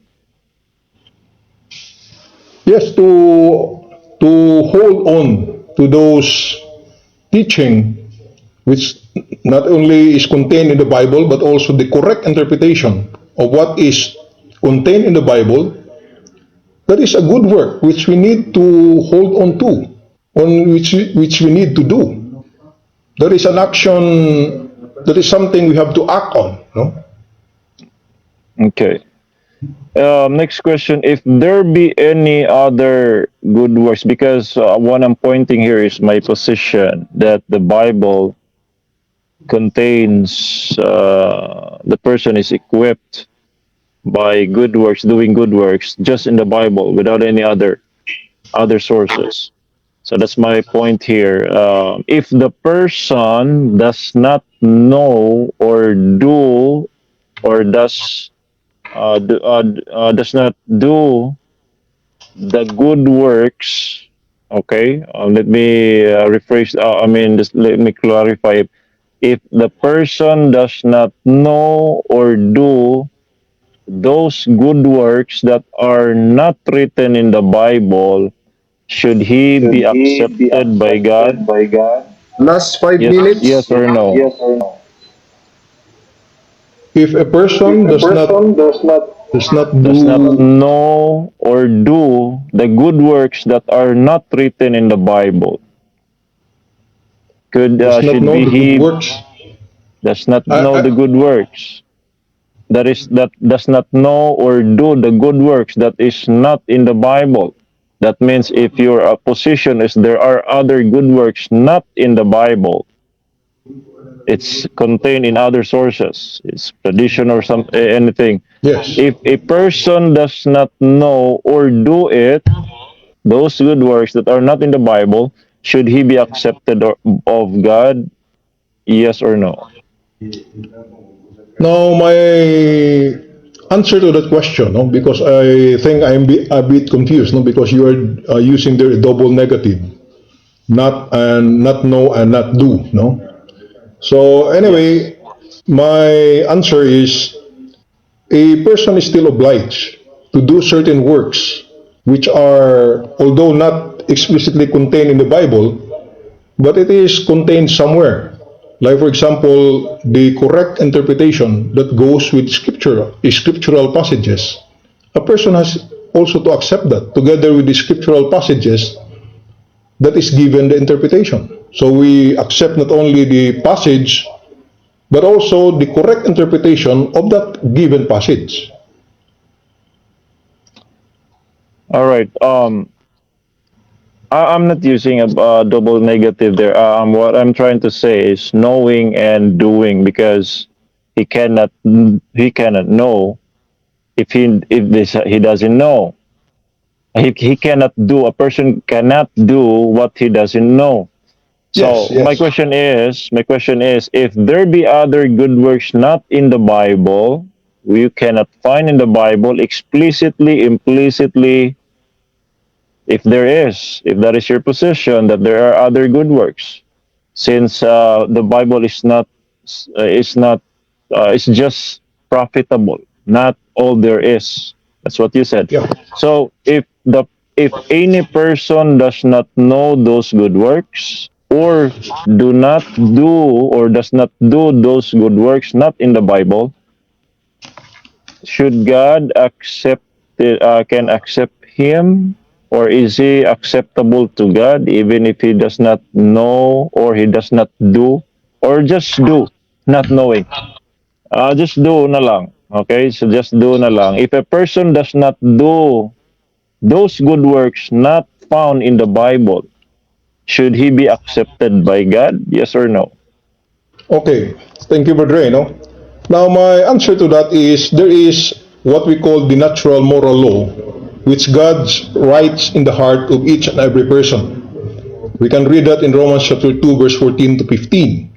And that is the law by which God will judge the pagans, no? The Gentiles who do not possess the law, Last two the letter of the minutes. law, which He gave to Moses. Those people who have not read the Bible, they will still be judged according to the natural law which God implanted into the heart of each person. And if they do not abide by the requirements of the natural law, then God will still judge them according to that, even if that is not explicitly written in the Bible. Now, I would like to give you an example. For example, is contraception. The practice of contraception, is it glorifying God or not? That is a very important question, no? Because it deals with the wellspring of life. Now, the Bible does not say anything about contraception. Okay. All right. So let's move on. Which is more important, or you choose to do, Brother Ramon? Which is more important? You choose to do the good works written in the Bible, which is called God's words, or those good works written outside of the Bible, which is more important to you?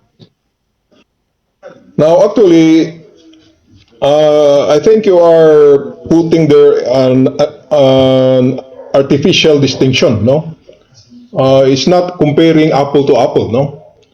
Because your question is based on the premise that those works which are not contained in the Bible are less important than those works which are explicitly commanded in the Bible, which premise I do not accept. Any work which glorifies God is important. Like, for example, going back to the issue, the question on conception, whether it is moral or immoral, I think it is important for us to get the correct answer. Whether the use of contraception within marriage is glorifying God or whether it is not. I think we need to have an answer for that. And it is not in the Bible. Time is already up. Sorry. So let us now proceed to Sorry, the Ramon. yes, Brother Ray. We are now in the final part of our debate, the 5 minutes summary. So the negative stand would be the first one to give his summary stand 5 minutes. Brad Ayan, please set the time 5 minutes for Brad Ramon Gitamondoc of the Roman Catholic Church. 5 minutes starts now, Brad Ramon.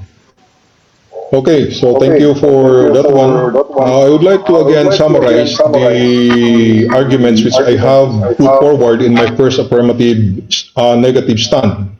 Why I do not subscribe or accept the principle of sola scriptura. The first is that the Bible does not teach sola scriptura, and I think I have given a sufficient rebuttal to the Protestant interpretation of 2 Timothy chapter 3, verse 16 to 17. Remember that the particular verse only says that the Bible is profitable. Now, if St. Paul was really intending this particular passage to mean sufficiency of scriptures, he could have stated sufficiency. that the Bible is sufficient, but Paul did not use that. So I think we should stick to the letter of the scriptures rather than replace certain words in scriptures with terms which are not equivalent, no? So the verse says that the scriptures is useful, but it does not say that the verse is sufficient. Of course, I know that the defenders of Sola Scriptura will point to the succeeding terms, like for example, fully furnished. But again, I have quoted 2 Timothy chapter 2 verse 21 that if we insist on this interpretation that from the word furnish or fully equipped or thoroughly equipped, that it means that the Bible is all we need, then it will lead into a inconsistency in matters of interpretation. Because in 2 Timothy chapter 2 verse 21, purging oneself prepares us also for every good work.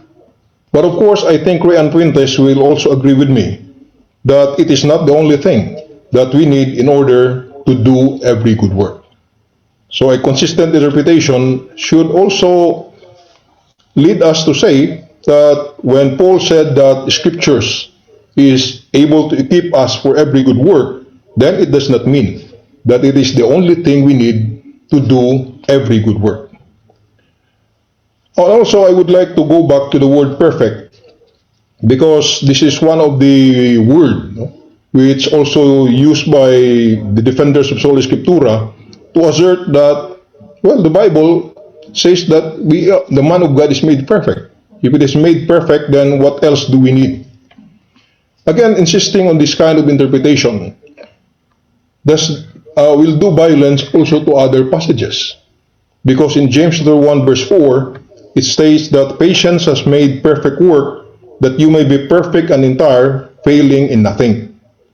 So while I think no Protestant would say that it is only patience that a Christian needs for him to be perfect. But in this particular verse, the Bible explicitly says that patience makes one Last perfect. 2 minutes. Now, another passage which I would like to comment, which I have not commented in my previous statements, is the one quoted by Brother Rayan Fuentes from Revelation chapter 22, verse 18 to 19. Now, when these verses say that nothing is to be added or to be taken from the words of the prophecy of this book, they are not referring to sacred tradition being added to sacred scriptures. It is obvious from the context that the book being referred to here is Revelation or the Apocalypse, and not the whole Bible. We know this because St. John says that anyone who is guilty of adding to this book will be cursed with the plagues written in this book. So John was talking about a specific book, not the entire Bible, that nothing can be added to it. Now, in defense of this interpretation, Protestants will often contend that God knew in advance what the canon of scriptures would be, and with Revelation being the last book of the Bible, and thus he sealed that canon with the words of the verses 18 to 19. But this interpretation involves a reading, or it involves reading a meaning into the text. Furthermore, if such an assertion were true, then how is it that Christian knows unmistakably that Revelation 22 verse 18 to 19 is sealing the canon, unless an infallible teaching authority assures him that this is the correct interpretation of that verse? Again, I think the Protestant has no satisfactory answer to the question on the canon. Although they would, as what Brother Rayan had done, they would set the parameters in the debate on Sola Scriptura to exclude the question on the canon, but I think this is very relevant. Because before we can assert that the Bible is inspired by God, then first we have to know which Bible or which books are we referring to. Time. Okay, last cross of Rayan Fuentes. Final. Yung final na? Final cross. Wala, final statement na, wala na i-cross. Final summary, I mean. 5 minutes. Final summary. 5 minutes, final Gamay na lang summary. kung... Time start. Sige, sige, gamay na No. kung... Gamay na kung data. No, sige. Alright, thank you so much. Gamay na lang kung data, but I'm trying to load pa unta. Ako na lang i-point. Now I will point out that it's already stated here. Brother Ramon is that's very clear. I like that part. Sinabi mo that Paul did not use sufficient. Why? Because I did not even use sufficient.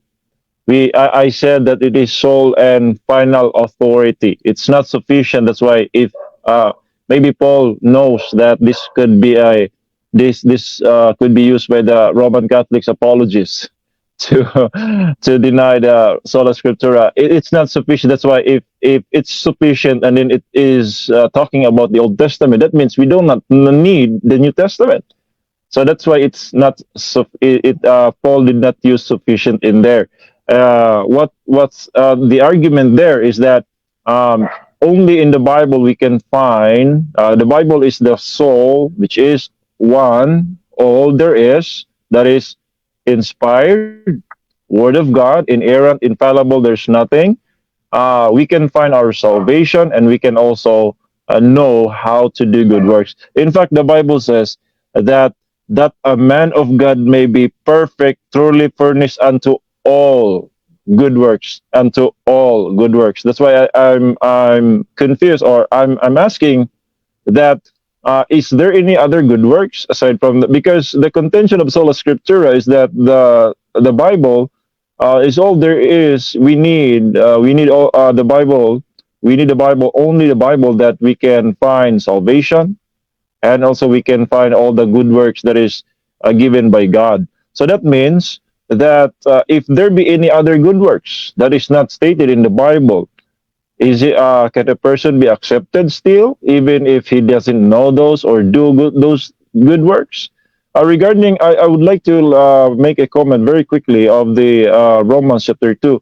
Romans chapter 2, verse 15 and 14, Brother Ramon, it states there that those people did not have the law, but they are doing what is in the law.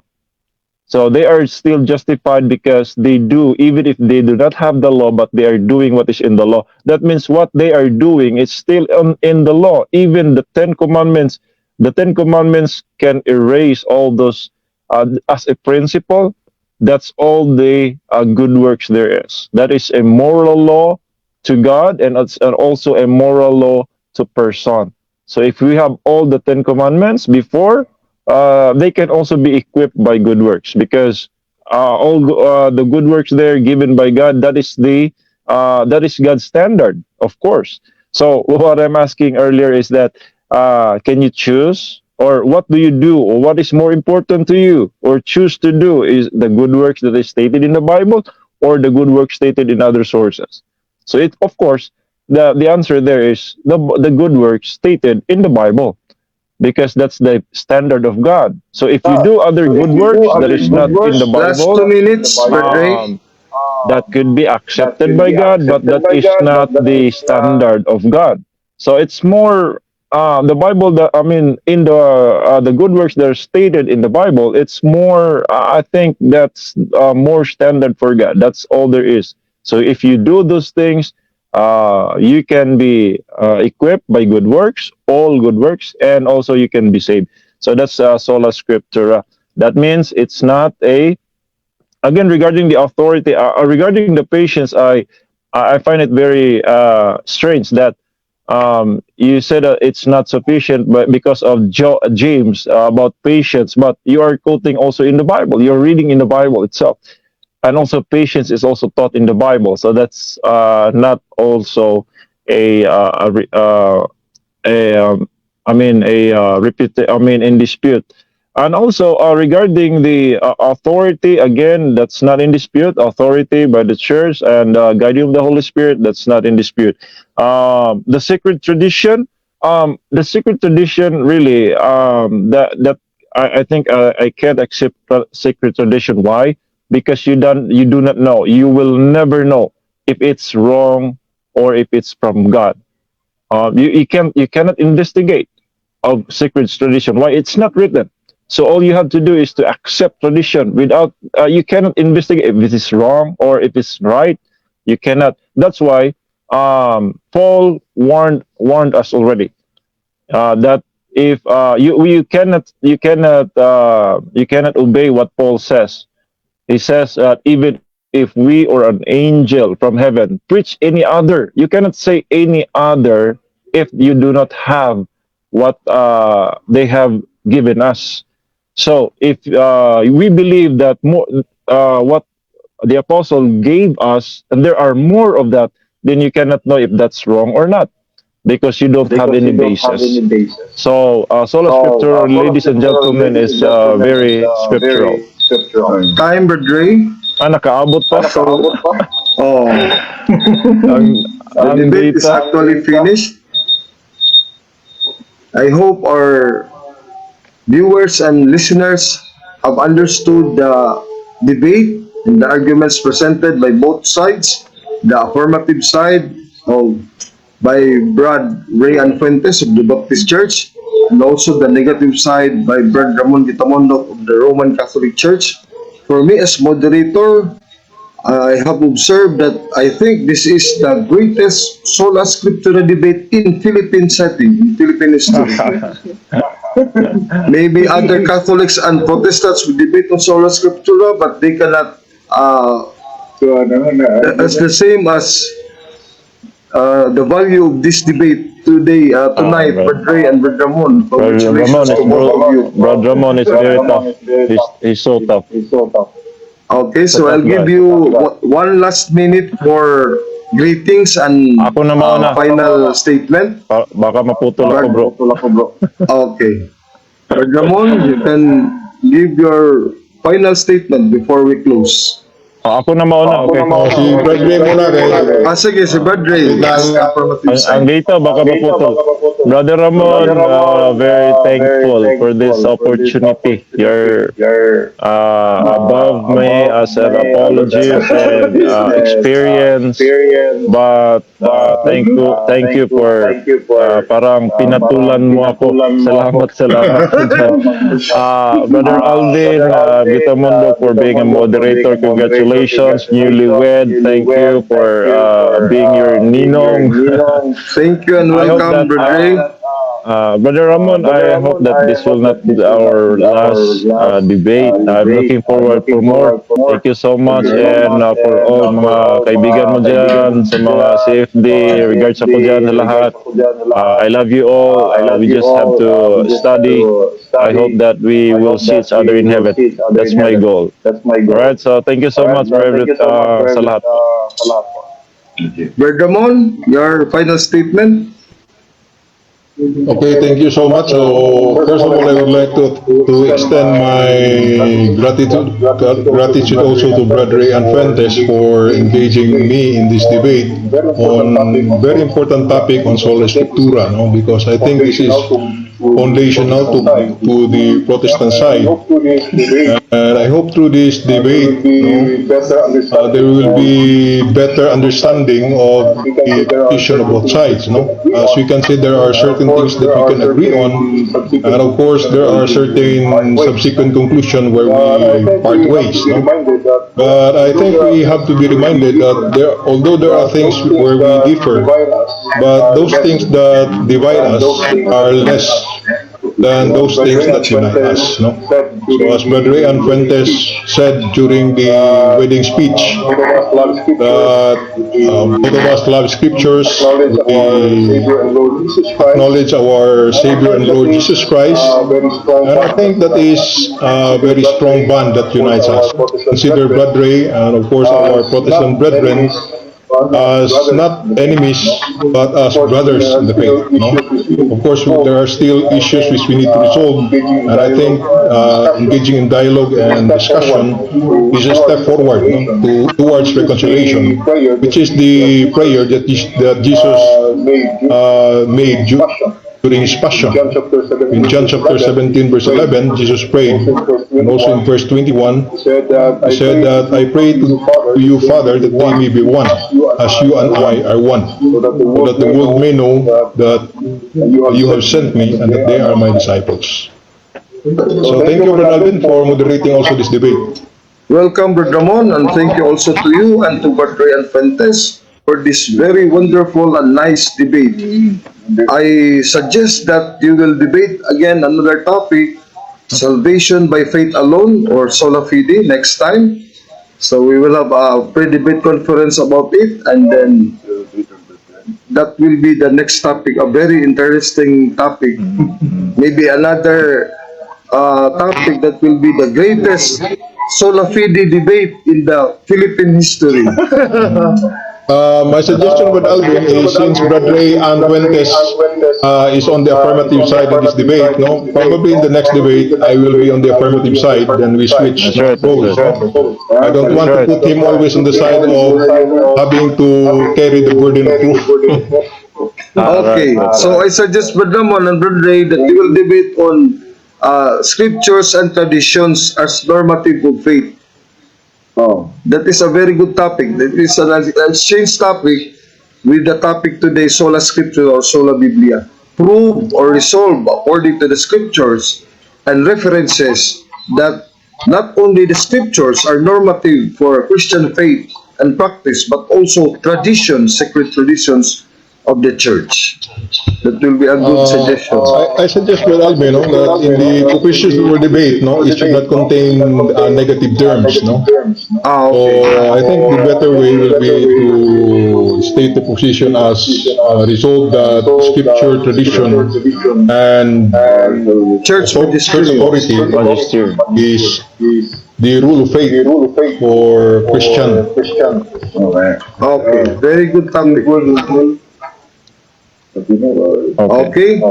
So maybe bro, Alvin, can you, kasi hindi tayo nag-pray kanina, baka ikaw mag-pray para magtapos. Sige. I'll just close this with a prayer. Let us all close our eyes and put ourselves in the presence of the Lord. Let us pray then with the Father, the Son, the Holy Spirit. Amen. Lord, you told us that you will unite us with your truth. John 17:17. And you will sanctify us with your truth. And your word is your truth. Lord, let it be done to us, to our lives, according to your word. Luke chapter 1, verse 38.